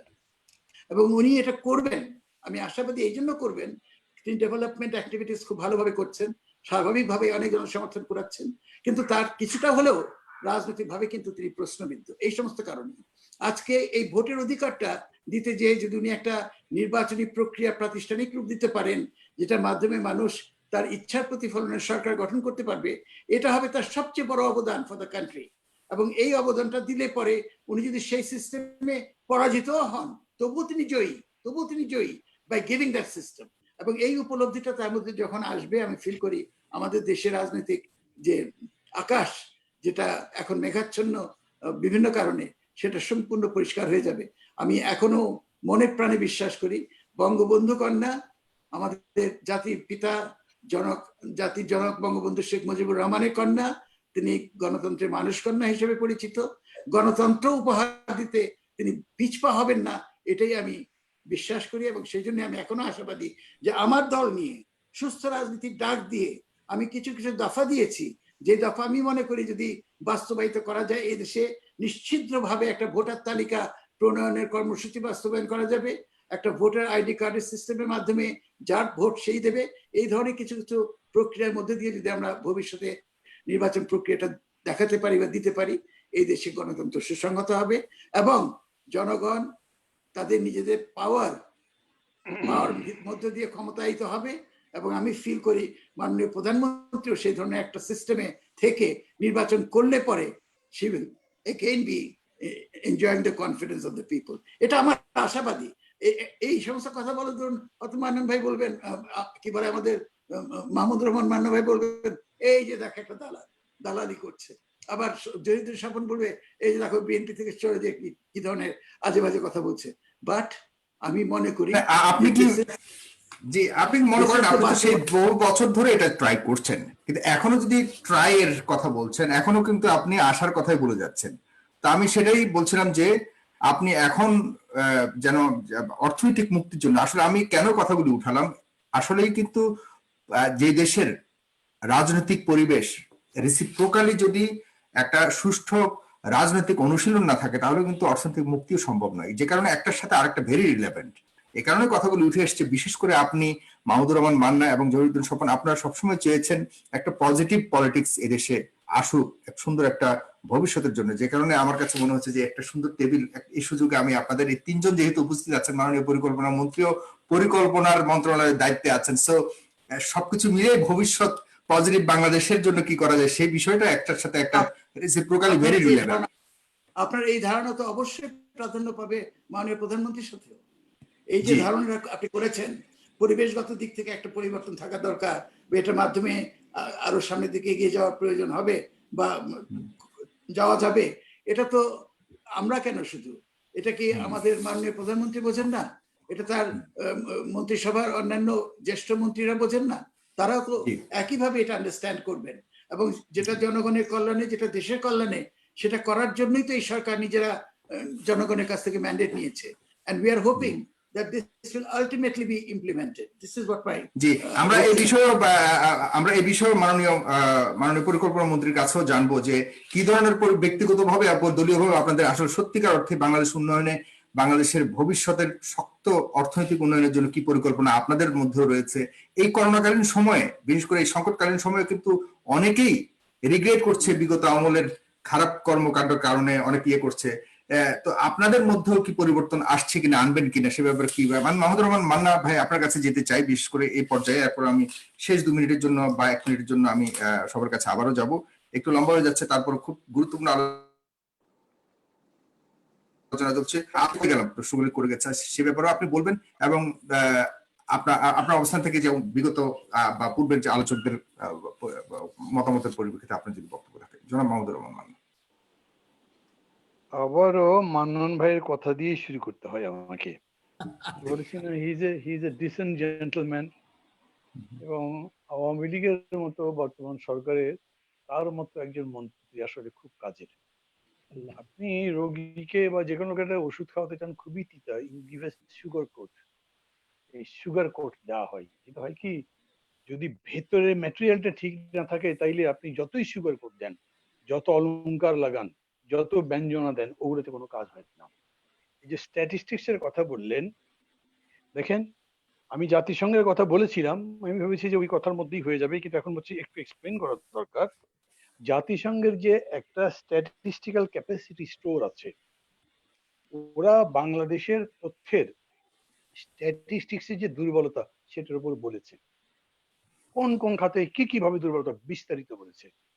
এবং তাদের কথার মধ্যে একটা জিনিস আছে, সেটা হচ্ছে আমাদের সবচেয়ে ভালো অবস্থা ছিল স্ট্যাটিস্টিক্স এর কখন 80-তে, সরি 2014 সালে, তখন আমাদের স্কোর ছিল 100-র মধ্যে 80%।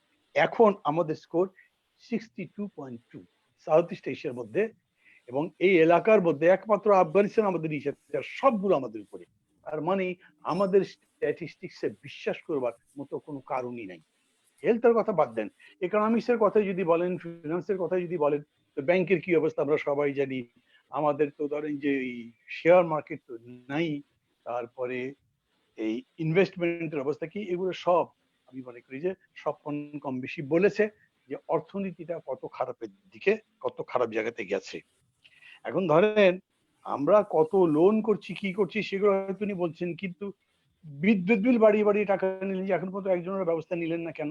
বাংলাদেশের লোক তো বলে যে বিদ্যুৎ থেকেও সরকার টাকা তুলতেছে, যেহেতু সরকারের কাছে কোনো টাকা নেই। এবং আমি আরেকটা হিসাব আপনাদের কাছে দিয়েছি, গরিব মানুষের কাছে যে তারা কোনো রকম মানে সিগনিফিকেন্টলি বা উল্লেখ করবার মতো কোনো সাহায্য দিতে পারেনি, সেটা হলো তার একটা কারণ। এখন একক নেতৃত্বের এই যে বড়াইটা মানে দাবি যে করা হচ্ছে, আমি মানুষ ভাইকে বুঝতে বলবো একটু, ধরেন ভাই কি ওই যে ওয়ার্ল্ড ওয়ারের কথা বলছেন, তো ওয়ার্ল্ড ওয়ারের হিরো তো একজন হিটলার, কজ অফ ওয়ার। আর মানে ইংল্যান্ড কখনো ব্যক্তি নেতৃত্বে স্বেচ্ছাচারিতায় গেছে এরকম না, একবারে জায়গায় দুইবার ভোট করতে হয়েছে, মানুষও ভোট দিয়েছে, সেটা একটা বিশেষ অবস্থা। কিন্তু আমাদের দেশে প্রধানমন্ত্রী উনি সব যদি একক নেতৃত্বেই করে থাকেন, মানে যে পুলিশের এখনকার যে অবস্থা, সেটা কি ওনার একক দায়িত্ব বা নেতৃত্ব? এরকম করে না করাই ভালো, এটা তো ওনাদের জন্য ক্ষতি হবে, কারণ everything is failing. Economy fail করছে, হেলথ ফেল করছে, ল অ্যান্ড অর্ডার ফেল করছে, বিচার ব্যবস্থা ফেল করেছে, এবং কি কি কাণ্ড হয়েছে সেগুলো আমরা সব জানি।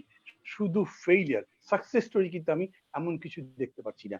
তারপরে আপনি একটা হিসাব বার করেছেন সব কিছুর পরে, একটা হচ্ছে মেগা প্রজেক্ট, আর একটা হচ্ছে আপনার জিডিপি, এর বাইরে কিন্তু এই গভর্নমেন্ট করে কথা বলতে পারছে না।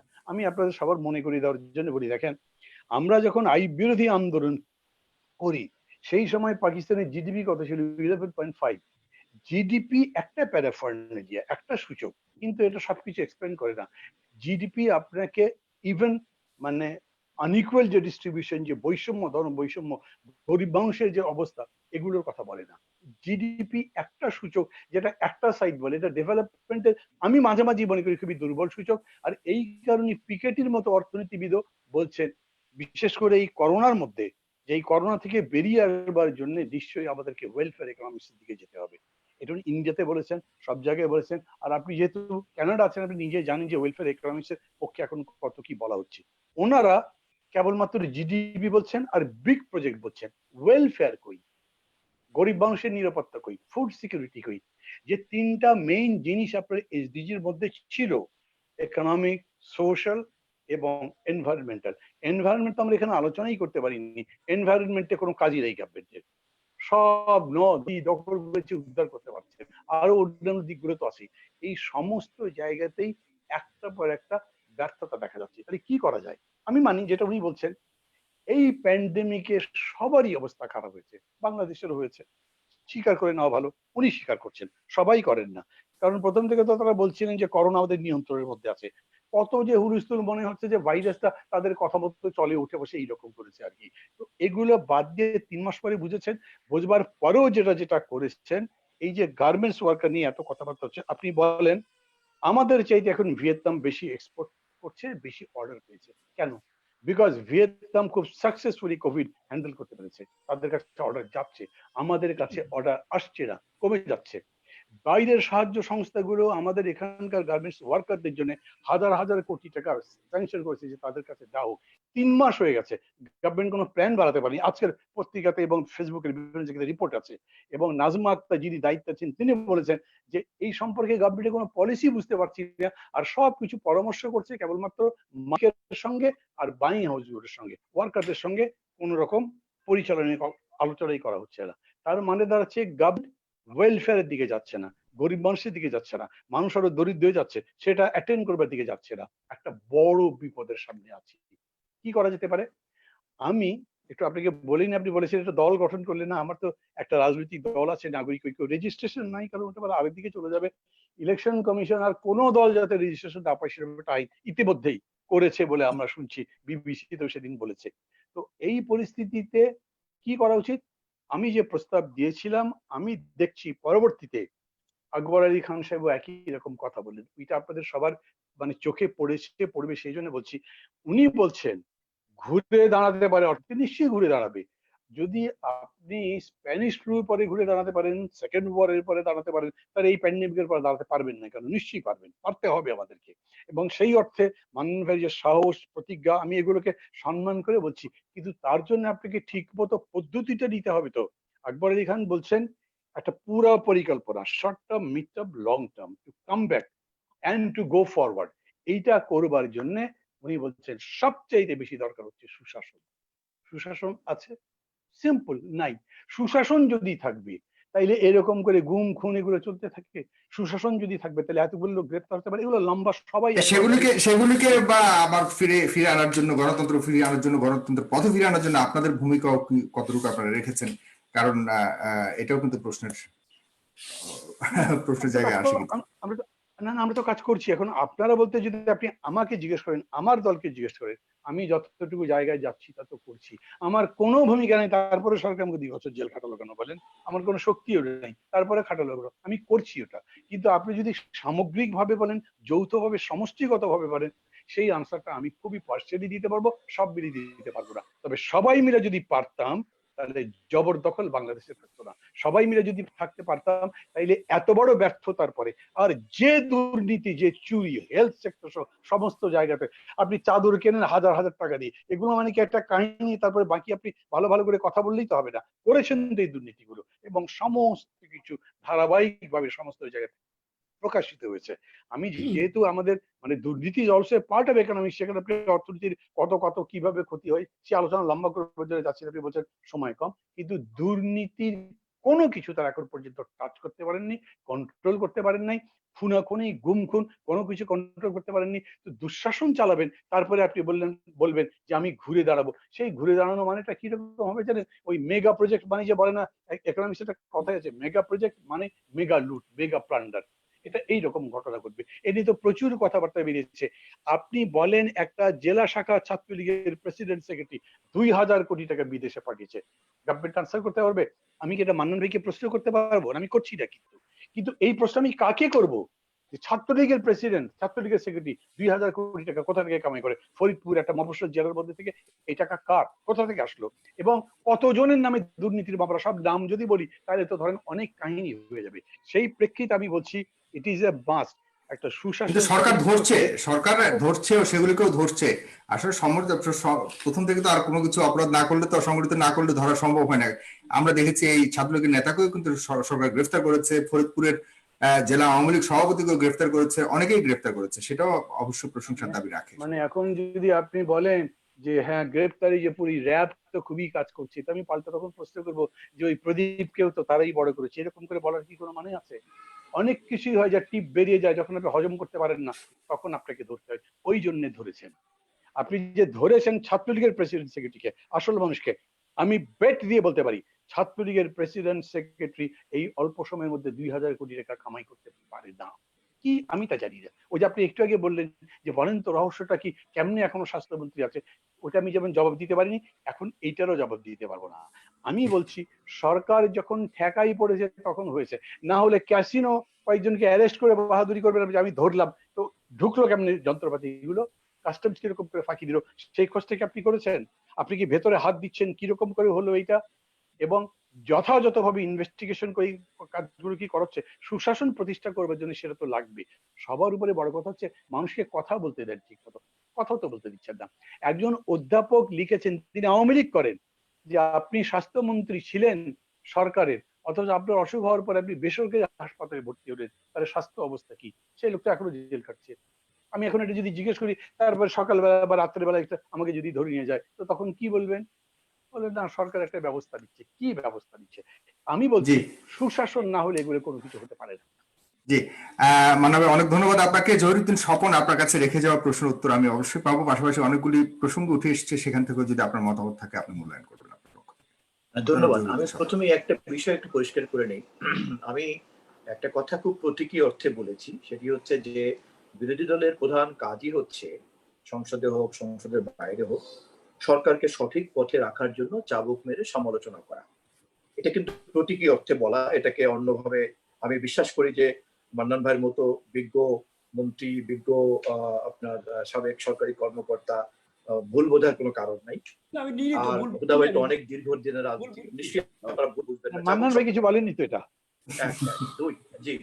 দুই হলো যে বিরোধী দলের ভূমিকার কথা সম্মানিত উপস্থাপক আপনি বারবার বলছেন, এবং আপনি কানাডাতে বসে বলছেন পৃথিবীর সবচেয়ে নিরাপদ একটি দেশের রাজনৈতিক ব্যবস্থা, নিরাপত্তা ব্যবস্থার মধ্যে বসে বসে আপনি এই 4 জন রাজনৈতিক ব্যক্তির কাছ থেকে এক ধরনের জবাবদিহিতা আদায় করছেন, এবং সম্মানিত দর্শক শ্রোতারা বিচারকের কাছে দাঁড়িয়ে আছেন। আমরা জানি ভয়ের সংস্কৃতি কি জিনিস, আমরা জানি যে প্রদীপের ক্ষমতা কত বেশি। প্রদীপ যেখানে এই ক্ষমতা দেখায় সেখানে নিশ্চয়ই সরকারি দলের নেতা ছিল, এমপি ছিল, মন্ত্রী ছিল।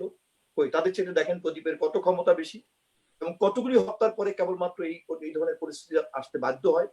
এবং শুধুমাত্র এই কথাটা এই অনুষ্ঠানে আলোচনা করার জন্য আমাকে খেসারত দিতে হবে না, তার কি কোনো দায়িত্ব আপনার মতো এই উপস্থাপক নিতে পারবেন? পারবেন না। এরকম একটা পরিস্থিতির মধ্যে কিন্তু আমরা আছি। যাই হোক, মান্নান ভাই ঠিকই বলেছেন, আলোচনা করার কথা ছিল, আমরা করোনা পূর্বাপর অর্থনীতি নিয়ে কথা বলবো, আমি ওভাবেই প্রস্তুত ছিলাম। কিন্তু এমন একটা বিষয় যে কি রাজনৈতিক দলের ব্যবস্থাপনা নিয়ে কথা বলতে গেলে পরে তার সুশাসন, গণতন্ত্র এবং তার একটি দেশের সকল জনগণের শক্তিকে কাজে লাগানোর এই কথাটা আসতেই হবে। এবং যে কারণে হুদা ভাই যে প্রত্যাশা ব্যক্ত করেছেন যে উনি বর্তমান সরকার প্রধানের কাছ থেকে জনগণের ক্ষমতা জনগণকে ফিরিয়ে দেওয়ার আশা করেন, যা বলেছেন, আশা করেছেন, ভালো। তার মানে হচ্ছে এই যে সকল সমস্যা কিন্তু সেখানে, এবং যত পরিকল্পনা, যত মেগা প্রজেক্ট, অমুক তমুক যা কিছুই বলা হোক না কেন, যতক্ষণ পর্যন্ত জনগণকে সম্পর্কিত করা না যাবে ততক্ষণ পর্যন্ত এই ধরনের কোনো ব্যবস্থার কোনো অর্থ হয় না। এবং যে কারণে কিন্তু আপনি দেখবেন যে বর্তমান সরকারকেও এক ধরনের নির্বাচনী সংস্কৃতি কিন্তু বজায় রাখতে হচ্ছে, যদিও সেখানে ভোটার নাই, যদিও সেখানে ভোটারের কোনো অংশগ্রহণ নাই, মিড নাইট ইলেকশনের অভিজ্ঞতা আমরা দেখেছি। তা আমি এই প্রসঙ্গে আর কথা বলতে চাচ্ছি না, যদি ভবিষ্যতে কখনো মান্নান ভাই সহ অন্যরা যদি কিন্তু এই ব্যাপারটা আমি আপনার কাছ থেকে, আপনি যেহেতু বিএনপির সবচেয়ে বড় শক্তিশালী বিরোধী দল বাংলাদেশের, আমিও ব্যারিস্টার নাজমুলদের সাথে একইভাবে আপনাকে প্রশ্ন করতে চাই যে আপনাদের নিজের নেতৃত্বকেও কিন্তু আপনারা মুক্ত করতে পারেননি, সেক্ষেত্রে আপনারা এই ভবিষ্যৎ অর্থ মুক্তি বা অর্থনীতির মুক্তির জন্য এবং পজিটিভ রাজনীতি ফিরিয়ে আনার জন্য আন্দোলন করার মানে সুযোগ খুবই কম। এই ব্যাপারে আপনাদের ভূমিকা, ভবিষ্যৎ ভূমিকা। আমার মনে হয় যে এই ক্ষেত্রে আপনার প্রশ্ন আপনি হয়তো ভালো উদ্দেশ্য থেকে করেছেন, তবে আপনাকে এ ব্যাপারে রাষ্ট্রের বর্তমান যে ক্ষমতা এবং রাষ্ট্রের সেই ক্ষমতার যে অপব্যবহারের যে সেই আপনাকে কিন্তু বিরোধী ভূমিকা আশা করতে হবে। আপনি যদি 69-এর আওয়ামী লীগ যেই আইয়ুব খানের বিরুদ্ধে আন্দোলন করেছে, তখনকার আইয়ুবের রাষ্ট্রের যে ক্ষমতা বা ক্ষমতার চর্চা আর এখনকার রাষ্ট্রের ক্ষমতা চর্চা বা বিরোধী মতকে দমন করার যে সংস্কৃতি, এটা একটা ভিন্ন আলোচনা, আমি আজকে আলোচনায় যেতে চাই না। এবং আমি মনে করি আওয়ামী লীগের মতো এরকম একটা প্রবীণ পুরনো রাজনৈতিক দল যে গণতন্ত্রের সংগ্রামের মধ্যে দিয়ে বড় হয়েছে, আজকে ইতিহাসের চোরাগুলির পথে যে তার বৈশিষ্ট্য হারাতে বসছে। বিএনপির নেত্রী, আমাদের চেয়ারপারসন ইতিমধ্যে জাতীয় ঐক্যমতের ডাক দিয়েছেন, ইতিমধ্যেই ভীষণ 2030 ঘোষণা করেছেন, ইতিমধ্যেই প্রধানমন্ত্রীর ক্ষমতা কমিয়ে ক্ষমতার ভারসাম্য তৈরি করার জন্য উনি প্রস্তাব রেখেছেন, এবং এই সমস্ত বিষয়গুলিতে জাতীয় ঐক্যমতের জন্য তিনি বারবার আহ্বান রেখেছেন। মান্না ভাই একটু আগে বলেছেন যে কোভিড মোকাবিলা করার জন্য আমরা এই সরকার সহ জাতীয় ঐক্যমতের কথা বারবার বলেছি। গত কয়েকদিন আগে আপনার রোহিঙ্গা দিবস গেল, তার গণহত্যা দিবস গেল, রোহিঙ্গা গণহত্যা দিবসের আজকে রোহিঙ্গাদের পরিস্থিতি আমরা জানি, পৃথিবীর সবচেয়ে বড় ক্যাম্প আমাদের বাংলাদেশিদের কাছে। সরকার এক্ষেত্রেও কিন্তু কোনো জাতীয় ঐক্যমত যদি গ্রহণ করতো, তাহলে ইন্টারন্যাশনাল কোর্ট অফ জাস্টিস আইসিসির মতো উদ্যোগগুলিকে কাজে লাগিয়ে আমরা সেখানে সমাধান বের করতে পারতাম। কোভিডে পারছি না, রোহিঙ্গাতে পারছি না, অর্থনীতিতে পারছি না, রাজনীতিতে তো পারছি না, অথচ সরকার দাবি করছে সে সমস্ত ধরনের অর্থনীতি, রাজনীতি এবং সমাজের গাড়ির চালক হচ্ছে তিনি, ক্যাপ্টেন তিনি। কিন্তু যেই ক্যাপ্টেন এই সমস্ত বিষয়গুলিতে এরকম দগদগে সমস্যাগুলি সমাধান করার জন্য জাতীয় ঐক্যমতের মতো এরকম একটা সমাধানের হাতিয়ার হাত থাকা সত্ত্বেও এবং প্রধান নেত্রী হিসাবে বেগম খালেদা জিয়ার এই আগ্রহ থাকার পরেও কাজে লাগাতে পারছে না, এই ইতিহাস, এই ব্যর্থতার দায় দায়িত্ব ইতিহাসের কাছে একদিন দিতে হবে। আমি মনে করি যে আমরা যারা সংস্কারের কথা বলেছি বা এখনো বলছি, আমরা মনে করি যে বেগম খালেদা জিয়া এবং শেখ হাসিনা উভয়ই বাংলাদেশের রাজনীতির জন্য একটি সম্পদ, কারণ তাদের দুজনের যে পরিমাণ কোটি কোটি মানুষকে জড়ো করার ক্ষমতা আছে, ভালো কিছু করতে চাইলে এই ক্ষমতাটাকে একটি সম্পদ হিসেবে কাজে লাগাতে হবে। কিন্তু কোনোভাবেই এটা মনে করার কোনো কারণ নাই যে এই দুই শক্তি কাউকে বিলীন করে ফেলতে পারবে, এই দুই শক্তি কাউকে হারিয়ে ফেলতে পারবে। এবং সেই ক্ষেত্রে যারা যারা এই ঐক্যবদ্ধ করার উদ্যোগ নিয়ে করেন, এই ঐক্যের কোনো বিকল্প নেই। এবং কোভিড মোকাবেলা বলেন, অর্থনীতি মোকাবেলা বলেন, রোহিঙ্গা সমস্যার সমাধান বলেন, এবং দেশে জনগণের একটি সত্যিকার ভোটাধিকার প্রতিষ্ঠা করে একটি গণতান্ত্রিক ব্যবস্থাকে প্রাতিষ্ঠানিকীকরণ করার ক্ষেত্রে এই ঐক্যমতের জায়গায় আজও কালো আসতেই হবে, কারণ এর বাইরে যেই যাবে ইতিহাস তার জন্য একটি পুরস্কার বা তিরস্কার নির্ধারণ করে রেখেছে। আমি আপনার মাধ্যমে দর্শক শ্রোতাদের কাছে, সম্ভবত এরপরে সময় পাবো কিনা জানি না, আমি আহ্বান করলাম যে জাতীয় ঐক্যমতের এই সমাধানই হচ্ছে বাংলাদেশের সকল তাহলে আপনারা রাজপথের রাজনীতিকে একদম রাজপথের রাজনীতি একদম বন্ধ করে দিয়েছেন আমি মনে করি। আপনারা এখন আলোচনার ডাক দিচ্ছেন কিন্তু রাজপথে আপনাদেরকে দেখা যাচ্ছে না। কারণ হলো সরকারের পক্ষ থেকে কিন্তু অনেকটা তিরস্কার করেও যদি বলে, সাধারণ মানুষও বিশ্বাস করে, সরকারের পক্ষ থেকেও বলে, তার আক্ষেপ করেই বলে যে আপনারা তো রাজনীতিতে ফেলিউর হচ্ছেন।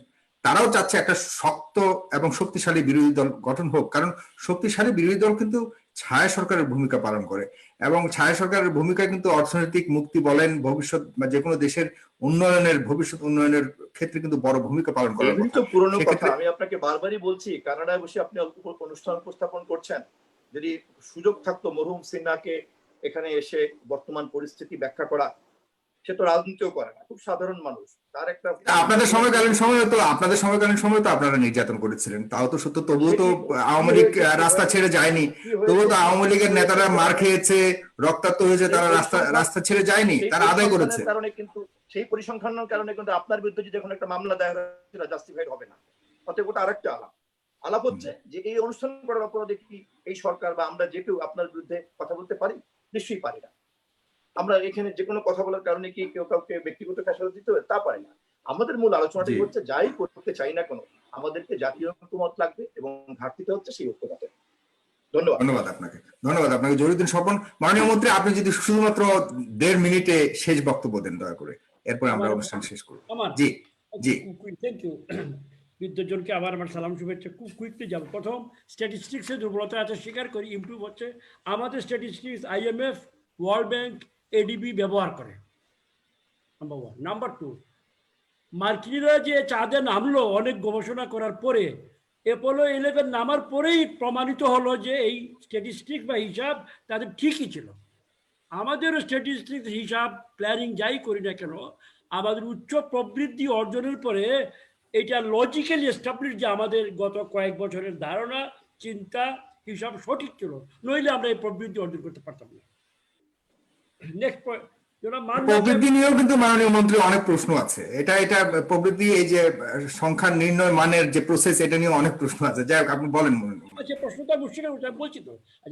জনাব মান্নাকে একটি মন্তব্য করেছেন, আমি কি বলবো, মেগা প্রজেক্ট মানে মেগা লুট, একটা স্ট্রেট কথা উনি বলেছেন।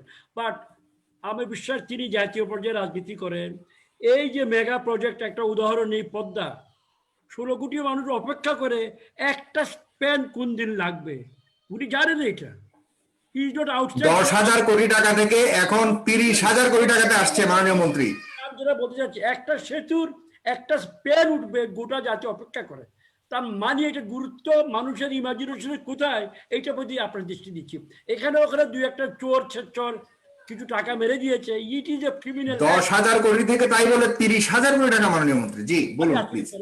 আমি বললাম যেটা গুরুত্ব, দক্ষিণ বাংলার স্বপন, দক্ষিণ বাংলার প্রতিনিধি আছেন এখানে, 5-8 কোটি মানুষ সকাল বিকাল হিসাব রাখে, আর কত বাকি আছে। ওকে, এইটা গেল। আরেকটি বিষয় বলতে চাই, এখন আপনি 1.5 মিনিট মতো সময় দিয়েছেন।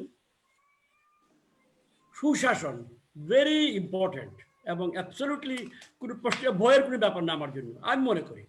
আমি যেটা আমার সামান্য জ্ঞানে, ব্যারিস্টার নজরুল হুদা এই ক্ষেত্রে কাজ করেন দীর্ঘদিন যাবৎ, মানবিক যে হিউম্যান রাইটস ইত্যাদি নিয়ে তার দীর্ঘ ইতিহাস আছে, কাজ করেন, যারা মান্না করেন, স্বপন অবশ্যই করেন। সুশাসন আমি মনে করি it is an output, it is not an input, it is an end result. অনেকগুলা প্রক্রিয়া সমাপন করে, after certain road that we have covered through thick and thin, কষ্টের মধ্যে গিয়ে we reach that level, যেটা আমাদের উত্তরের নর্ডিক কান্ট্রিগুলাই বলুন, যদি মডেল আমরা ধরি, এখানে প্রশ্নটা করেছেন, আমি তার সঙ্গে একমত। ওই মডেলে পৌঁছাবার জন্য আমাকে নর্ডিক কান্ট্রিরা কত 100 বছর ট্রাভেল করেছে এবং এখানে পৌঁছেছে, এটা মনে রাখতে হবে। সুতরাং আমরাও যে সুশাসনকে আমরা চাই না, how can it be possible? আমরা হিউম্যান বিইং, আমরা সামান্য পড়াশোনা করে এখানে এসেছি, আমাদের সেন্সিটিভিটি আছে, আমাদের দীর্ঘ ইতিহাস আছে। আমরা সুশাসনের জন্য এই অর্জন আমাদের করতে হবে। এই জন্য আমরা যেটা বললেন, রাজপথের রাজনীতি, গোল টেবিলের রাজনীতি, this is the past. Practical রাজনীতি, জনগণের রাজনীতি করতে হবে। ম্যান্ডেট যেটা ভেরি থ্যাঙ্কফুল টু হিম, তিনি বলেছেন যে আমরা জনগণের ম্যান্ডেট নিয়ে আছি। অ্যাবসলিউটলি স্টার পয়েন্ট আজকে সন্ধ্যার, আমরা ম্যান্ডেট নিয়ে এখানে আছি। এই ম্যান্ডেটকে সম্মান করে ম্যান্ডেট আফটার ম্যান্ডেটের মাধ্যমে দিয়ে সুশাসন আসবে। We are not there, but we are right on the way. এইটা আমি বিনীতভাবে বিদ্যুৎজনের সামনে পেশ করলাম। আর আমি বেশি সময় নিব না, আপনি আমাকে 1.5 মিনিট সময় দিয়েছেন, প্রায় 2 মিনিট হয়ে গেছে। I want to keep to my time. Thank you. Thank you. Thank you so much, so nice of you মাননীয় মন্ত্রী। ব্যারিস্টার নাজমুল হুদা, আপনি 1.5 মিনিট প্লিজ। আমি একটু ভিন্ন কথা বলবো এখন, একদম সম্পূর্ণ ভিন্ন কথা। দেখেন, আমাদের মাননীয় প্রধানমন্ত্রী তার বাবার স্বপ্ন বাস্তবায়িত করছেন। জাতির পিতা বঙ্গবন্ধু শেখ মুজিবুর রহমান অনেক কিছু স্বপ্ন দেখেছেন, স্বপ্ন বাস্তবায়িত হচ্ছে। একটা গুরুত্বপূর্ণ স্বপ্ন ছিল তার একদলীয় শাসন, খুবই গুরুত্বপূর্ণ একটা স্বপ্ন, এবং সেটাও বাস্তবায়িত করতে তিনি তৎপর হয়েছিলেন এবং সেটা মাঝপথে থেমে যায়।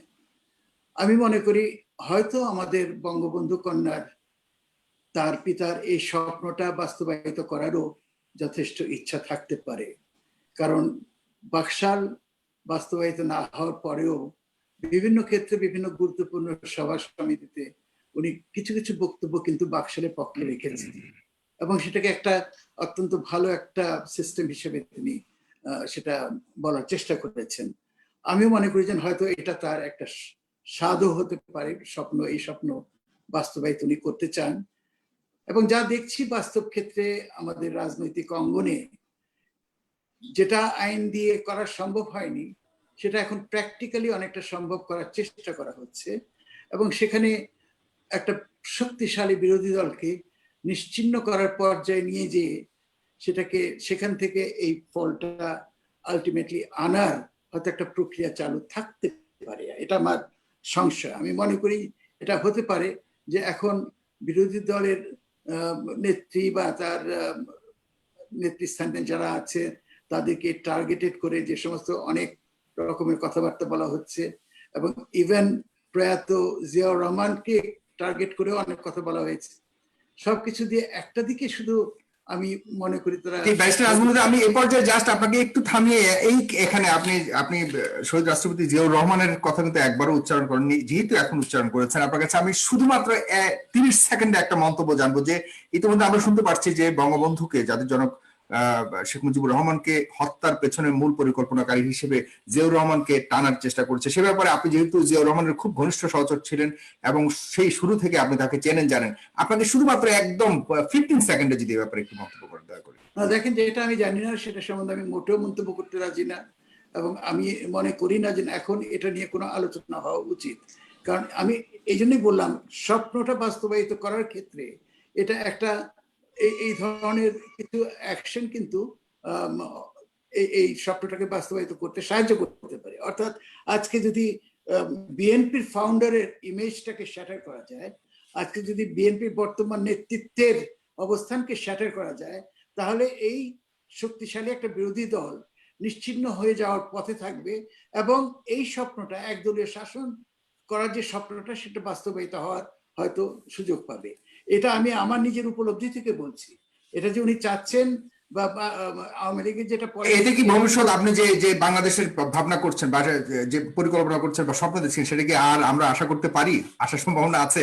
এরপরে আমি মাহমুদুর রহমানের কাছে এখন আমি আমার ধারণা দিচ্ছি, যদি এটাই যদি ইচ্ছা হয়ে থাকে যে এই দেশে বিরোধী দল থাকবে না এবং বিএনপির মতো একটা দলকে নিশ্চিহ্ন করে দিয়ে সেটা অ্যাচিভ করা যাবে, এই ধরনের ধ্যান ধারণা যদি কারোর মধ্যে থাকে, সেটা একটা ভুল ধারণা। আমার মনে হয় এটা পার্সু করা মোটেও উচিত হবে না। শক্তিশালী দুটো দলই বাংলাদেশে গণতন্ত্রকে সুসংহত করবে, জনগণের ক্ষমতা সেটা সম্পূর্ণভাবে ইনস্টিটিউশনালাইজ করবে, এবং এদেশে গণতন্ত্রের অগ্রযাত্রা হতে বাধ্য। কারণ এই উপমহাদেশের সব জায়গায় গণতন্ত্র খুব শক্তিশালী অবস্থানে আছে, কাজে বাংলাদেশ তার থেকে কোনো অংশে কম না। ভারত যদি আজকে এতবার শক্তিশালী দেশ, একটা শক্তিশালী গণতন্ত্রের মধ্যে পরিচালিত হয়, there is no reason why বাংলাদেশে বহুদলীয় গণতন্ত্র নিয়ে আমাদের মাননীয় প্রধানমন্ত্রী তার এই স্বপ্ন বাস্তবায়ন, যেটা গণতন্ত্রকে সুসংহত করার স্বপ্ন, ওনার দেখা উচিত এবং সেই দিকেই তার যাওয়া উচিত বলে আমি মনে করি। আমি ভিন্ন অবস্থানে থেকে কথাটা বলতে আমি যথেষ্ট সাহস দেখালাম। I hope I remain all right. জি, মাহমুদুর রহমান মান্না, আপনি বলবেন দয়া করে শেষ 2 মিনিট। কত আপনি শেষ 1.5 মিনিটে আপনি একটু শেষ কথাটা বলবেন দয়া করে। জি। একটা দখলদার সরকার যে দীর্ঘদিন ধরে ক্ষমতায় টিকে আছে, এটার প্রধান কারণ যে বিরোধী দলের সম্মিলিত ব্যর্থতা, এটা আমি স্বীকার করি। এক একজনের হয়তো এক এক রকম। আমি একটা পয়েন্টে বলবো, আর অনেকগুলো কথা বলা ছিল কিন্তু সে সময় তো নেই। আমি বলেছি না যে রাজনৈতিক দল তো করেছি এবং সে রাজনৈতিক দল নিয়ে কাজ করছি, এবং আমি মনে করি যে আমার দলকে মনে যতটুকু জানে ততটুকু সমর্থন করে ভালোবাসে। আমি ওই জায়গায় কাজ করতে চাই, বিরোধিতার, দায়িত্বশীল বিরোধিতার, কিন্তু নট কম্প্রোমাইজিং, নট সারেন্ডারিং। যেটা লড়াই সেটা লড়াই, যেটা সহযোগিতা সেটা সহযোগিতা। লড়াইয়ের জায়গায় আমাকে সহযোগিতা করতে বললে আমি করবো না, এটা করা যায়। কিন্তু আপনি যে বললেন সরকারও ওরকম একটা শক্তিশালী বিরোধী দল চায়, এই কথাটা কিন্তু ঠিক নয়। দেখেন, Exactly. মুন্সিগঞ্জ জেলা থেকে বেশ কিছু বিভিন্ন দলের নেতা কর্মী আমার দলে যোগ দিয়েছেন। তারা একটা যোগদান অনুষ্ঠান করবে, সেই জন্য তারা আমাকে বলেছে আমাকে যেতে হবে, একটা জনসভা করবে, সেখানে যাব। এবং আমি বলেছি আমি যেতে রাজি আছি। ওখানকার যারা সংগঠক রয়েছেন তারা গেছেন, জেলা প্রশাসনের সাথে কথা বলেছেন, জেলা প্রশাসন বলেছেন মাহমুদুর রহমান মান্না আসতে পারবে না। এখানে মান্নান ভাই আছেন, আমি তো অন রেকর্ড বলছি, কে বলেছে তাও আমার কাছে আছে। বিভিন্ন জায়গাতে আমি বিএনপি নই, বিএনপির মতো বড় দল নই, বিএনপির মতো আওয়ামী লীগের মুখোমুখি নই, কিন্তু আমাকে এই সভা করতে দেওয়া হয় না। ওরা মনে করে আমি যখন কথা বলি সেটা তাদের আতে বেশি করে লাগে। এবং এইটা শুধু নয়, এখন পর্যন্ত প্রথম করোনা শেষ হবার আগেই যে হাজিরা দিতে হয়েছে অপোজিশন লিডারদের মধ্যে, সেটা আমাকে যেতে হয়েছে। এবং বুঝতেই পারছেন কোর্টের কি অবস্থা, ওনারা কেউ ঘর থেকে বেরোন না, সব ইয়ে করে, কিন্তু আমাদেরকে তার মধ্যে দিয়ে যেতে হয়। গভর্নমেন্ট কোঅপারেট করছে না, এইটা আপনার বোঝা দরকার। আপনার মাধ্যমে আপনার শ্রোতাদেরকেও আমি এটা বলতে চাই, এই দিনই দিন না, এরকম মনে হয়। ওই যে বললেন না একক নেতৃত্বই দরকার, এরকম কেউ কেউ বলেন।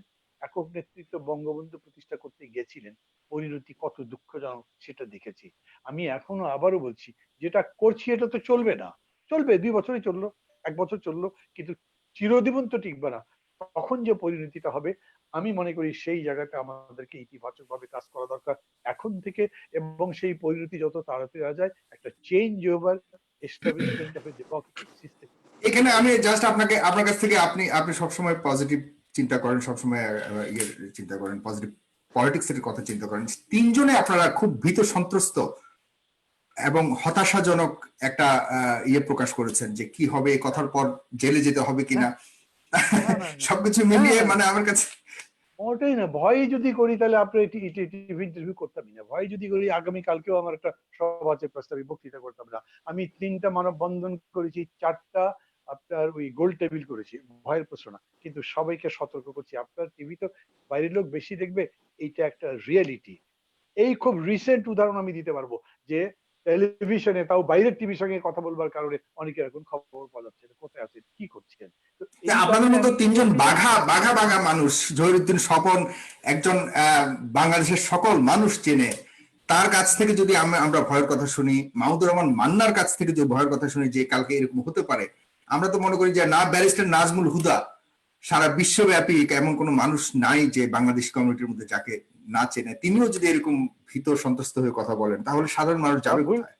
আপনি কিন্তু আবার ভুল বসছেন। আমরা ভয় সরাচ্ছি না, ভয়ের চাষ হচ্ছে সেইটা বলছি, তার বিরুদ্ধে রুখে দাঁড়াবার কথা বলছি। আপনি বলেন আমি আর কত বড়, স্বপন কত বড়, বা হুদা ভাই কত বড়, তাদের আমাদের সবার বড় বেগম জিয়া 2 কোটি টাকার মামলায় কত কি অবস্থা করে রেখেছে, হাজার হাজার কোটি টাকা পাচার হয়ে গেছে, কি হয়েছে তার জন্য, জি, কোন আপনাকে ইনভেস্টিগেশন অনেক হয়নি, ধন্যবাদ, আপনাকে ভয় অনেক পাবে। ধন্যবাদ মান্না ভাই। জি, আমি জহিরুদ্দিন স্বপন আপনার কাছ থেকে 1.5 মিনিটে আপনাদের না ভূমিকা সবচেয়ে ইম্পর্টেন্ট ভূমিকা, আপনার কথার অনেক গুরুত্ব বহন করে, না, আপনি দয়া করে ধন্যবাদ, শেষ 1.5 মিনিটের জন্য বলুন। জি। ধন্যবাদ আপনাকে যে আজকে এরকম একটা বিদগ্ধতার 3জন মানুষের সঙ্গে কথা বলার সুযোগ পেলাম আপনার মাধ্যমে। বিশেষ করে পরিকল্পনা মন্ত্রী মান্নান ভাইকে আমি ব্যক্তিগতভাবে অত্যন্ত শ্রদ্ধা করি। হুদা ভাই আমার দীর্ঘদিনের ঘনিষ্ঠ মানুষ, মান্না ভাই ঘনিষ্ঠ মানুষ, এবং আমরা এই পরিবেশে যেভাবে কথা ব্রিজ বলতে করে দিচ্ছে এই পারলাম, কারণেই বেশি ওনার প্রতি এক্সট্রা। নিশ্চয়ই অন্যরকম কম্পোজিশন হলে হয়তো এত কথা বলতে পারতাম না, মান্নান ভাইয়ের জায়গায় অন্য মন্ত্রী থাকলে হয়তো এত কথা বলতামও না। আমি আপনাকে আবারও বিনয়ের সঙ্গে পুরোনো কথাটাই স্মরণ করে দিতে চাই যে দেশে মান্না ভাইয়ের কথার সঙ্গে একমত। আমরা কিন্তু কেউ ভয় পাচ্ছি সেটা বলতে চাচ্ছি না, আপনারা বোঝাতে চাচ্ছি যে দেশে কিরকম একটা ভয়ের সংস্কৃতি চাষ হচ্ছে, এবং উপস্থাপক হিসাবে আপনি রাষ্ট্রের দায়িত্ব যে সেইখানকার আলোচনা পরিস্থিতি বা জবাবদিহিতাটাকে আপনার মনোযোগ থাকবে, নাকি সেখানে আরো অনেক বেশি কেন মানুষ মৃত্যুর শিকার হচ্ছে না, আরো কেন সিনহা হলো না, কেন রাজনৈতিক দল বেগম জিয়া এখন জীবিত আছে, আপনি যদি এই প্রশ্নগুলি করেন তাহলে আবার আরেকটা আলোচনা আছে যে হ্যাঁ শুধু জেলে গেলেই হবে না, আরো কিছু করতে হবে, তাহলে তো অন্য আরেকটা আলাপ। তো সেই কারণে মূল আলোচনাটা হওয়া উচিত যে একটা রাষ্ট্রের সমস্ত মানুষের অংশগ্রহণ করা এবং সেটাকে নিশ্চিত করার জন্য যে ন্যূনতম নাগরিক অধিকারগুলিকে নিশ্চিত করা, তার যে ন্যূনতম মৌলিক অধিকারগুলিকে নিশ্চিত করা, সেগুলি সেই পরিবেশটা আছে কিনা এবং সেটা আমরা কিভাবে ফিরিয়ে আনতে পারি। এবং সেটা যাই করতে চাই না কেন, এই মুহূর্তে যেই দায়ী হোক না কেন, আমাদের মধ্যে ঐক্যমত লাগবে, বিশেষ করে আওয়ামী লীগ বিএনপির ঐক্যমত লাগবেই। এবং এদেশে সংস্কার উদ্যোগ অতীতেও যে ফেল করেছে, ভবিষ্যতে যদি কখনো নিতে হয় তাহলে অবশ্যই দুই নেত্রীর সমঝোতা এবং দুই নেত্রীর ঐক্যের মধ্য দিয়েই তা করতে হবে। এবং যারা এটাকে মাইনাস করার কথা বলে তারা বলছে ভুল করে, এবং কখনো কখনো এই মাইনাস করতে চায় যে তৃতীয় পক্ষ, তারা কখনো কখনো আমাদের কোনো পক্ষকে আলাদাভাবে ব্যবহার করতে চায়। বিশেষ করে মাইনাসের পলিটিক্স কি এখনো আছে আপনি মনে করেন জহিরুদ্দিন স্বপন? থাকতেই পারে, সেটা আর একটা আলাপ, এরকম কোনো, কিন্তু প্রশ্ন হচ্ছে যার হাতে রাষ্ট্র ক্ষমতা তাকে আরো অনেক বেশি সজাগ থাকতে হবে, সতর্ক থাকতে হবে যে জাতীয় ঐক্যমতের কোনো সম্ভাবনা যেন নাকচ না হয়ে যায়। সেই ক্ষেত্রে আমাদের নেত্রী কিন্তু বিরোধী দলের এত নির্যাতনের মধ্যে থেকেও বারবার ঐক্যমতের কথা বলছেন, এমনকি করোনা নিয়েও আমরা ঐক্যমতের কথা বলছি। মান্নান ভাইয়ের মাধ্যমে আমি আশা করি সংশ্লিষ্ট মহলে বার্তাটা আবারও পৌঁছাবে যে আমরা সকলেই কিন্তু জাতীয় ঐক্যমত চাই, এবং এই জাতীয় ঐক্যমত ছাড়া এই সমস্যাগুলো কিন্তু সমাধান হবে না। আমি সর্বশেষ পরিকল্পনা মন্ত্রী হিসাবে মান্নান ভাইকে শুধু একটু জিনিস একটু মনে করিয়ে দিতে চাই, নিশ্চয়ই যেহেতু আপনি পরিকল্পনার দায়িত্বে আছেন, জিডিপি নিয়ে আপনার সরকার যখনই যে কথা বলে, এখানে কিন্তু জিডিপি সরকার যখন বলছে 5.24%, এডিপি বলছে যে 4.5%, বিশ্বব্যাংক বলছে 1.6%, আইএমএফ বলছে 3.8%, ইকোনমিস্ট ইন্টেলিজেন্স ইউনিট বলছে 1.6%, এবং সিপিডি বলছে 2.5%। আর ভবিষ্যতের যে অর্থনীতি এই মুহূর্তে আমরা মোকাবেলা করতে যাচ্ছি সে সম্পর্কে বিশ্বব্যাংক ইতিমধ্যেই বলে রেখেছে যে মাত্র 1% হবে, যদিও পরিকল্পনা মন্ত্রী এবং অর্থমন্ত্রী বলছেন সেখানে 8.2%-এর কথা। ফলে একটা বই নিশ্চয়ই আপনারা অনেকেই পড়েছেন, হাউ টু টেল এ লাই, এবং সেখানে খুব সুন্দরভাবে এই কথাটা বলা আছে, কিন্তু মিথ্যা, নির্ভেজাল মিথ্যা, এবং সবচেয়ে জঘন্যতম মিথ্যা বলা যায় কিন্তু পরিসংখ্যান দিয়ে। আশা করি পরিকল্পনা মন্ত্রী পরিকল্পনা পেশ করার সময় এই বিষয়টা খেয়াল রাখবেন। ধন্যবাদ সবাইকে। ধন্যবাদ। দর্শক, আজকের এই চারজন অতিথির কাছ থেকে আপনারা অবশ্যই পজিটিভ বাংলাদেশ ভবিষ্যতের যে ডেভেলপমেন্ট এবং স্ট্রং ইকোনমি নিয়ে আপনারা অনেক কথা শুনেছেন। আসলে আমার একটু বক্তব্য আমি দিতে চাই 1 মিনিটের মধ্যে, যে তিনজন খুব প্রভাবশালী রাজনীতিবিদ ভীত হয়ে, বলবো ভীত না, বর্তমান পরিবেশের পরিপ্রেক্ষিতে তারা যেভাবে কথা বলছে, এই সংস্কৃতি থেকে কেন এই অবস্থা তৈরি হয়েছে, কেন এই ধরনের ভীত হয়ে কথা বলতে হবে, এগুলিকে আমরা যতদিন পর্যন্ত অ্যাড্রেস করতে না পারবো, সরকারের পক্ষ থেকে মাননীয় পরিকল্পনা মন্ত্রী আছেন, তাহলে সাধারণ মানুষের অবস্থা কি? মাননীয় মন্ত্রী, আপনার কাছে আমারও প্রশ্ন রয়ে গেল, এই ধরনের ভীত বা ভয়ের রাজনীতি থেকে আমরা কবে নাগাদ সরে আসতে পারবো? আপনার পরিকল্পনা তো আছে কিনা জানি না, তবে আমি মনে করি যে সাধারণ মানুষকে কথা বলার অধিকার দেওয়ার দায়িত্ব কিন্তু সরকারের, এবং সেই পরিবেশ তৈরি করার দায়িত্ব কিন্তু সরকারের, এবং সুষ্ঠু রাজনীতি, রাজপথের রাজনীতিকে আহ্বান করার জন্য বা ওই পরিবেশ তৈরি করার জন্য একমাত্র প্রধান দায়িত্ব সরকারের। আশা করি আমরা এই ধরনের পরিস্থিতি, বাংলাদেশের অর্থনীতি, যে আজকের মূল বিষয় ছিল অর্থনীতিকে শক্তভাবে তুলে ধরার জন্য ভবিষ্যৎ উন্নয়নশীল বাংলাদেশ তৈরি করার ক্ষেত্রে সবচেয়ে বড় ভূমিকা রাখবে। দর্শক, আপনারা অবশ্যই আপনাদের নিজেদের টাইমলাইনে শেয়ার করবেন আজকের অনুষ্ঠানটি। পরবর্তী অনুষ্ঠান দেখার জন্য আপনাদের আহ্বান জানিয়ে আজকে এখানে শেষ করছি। সবাই ভালো থাকবেন, সুস্থ থাকবেন। ধন্যবাদ সকল অতিথিকে। ভালো থাকবেন সবাই। ধন্যবাদ আপনাকে এবং দর্শক শ্রোতাকে। Thank you so much.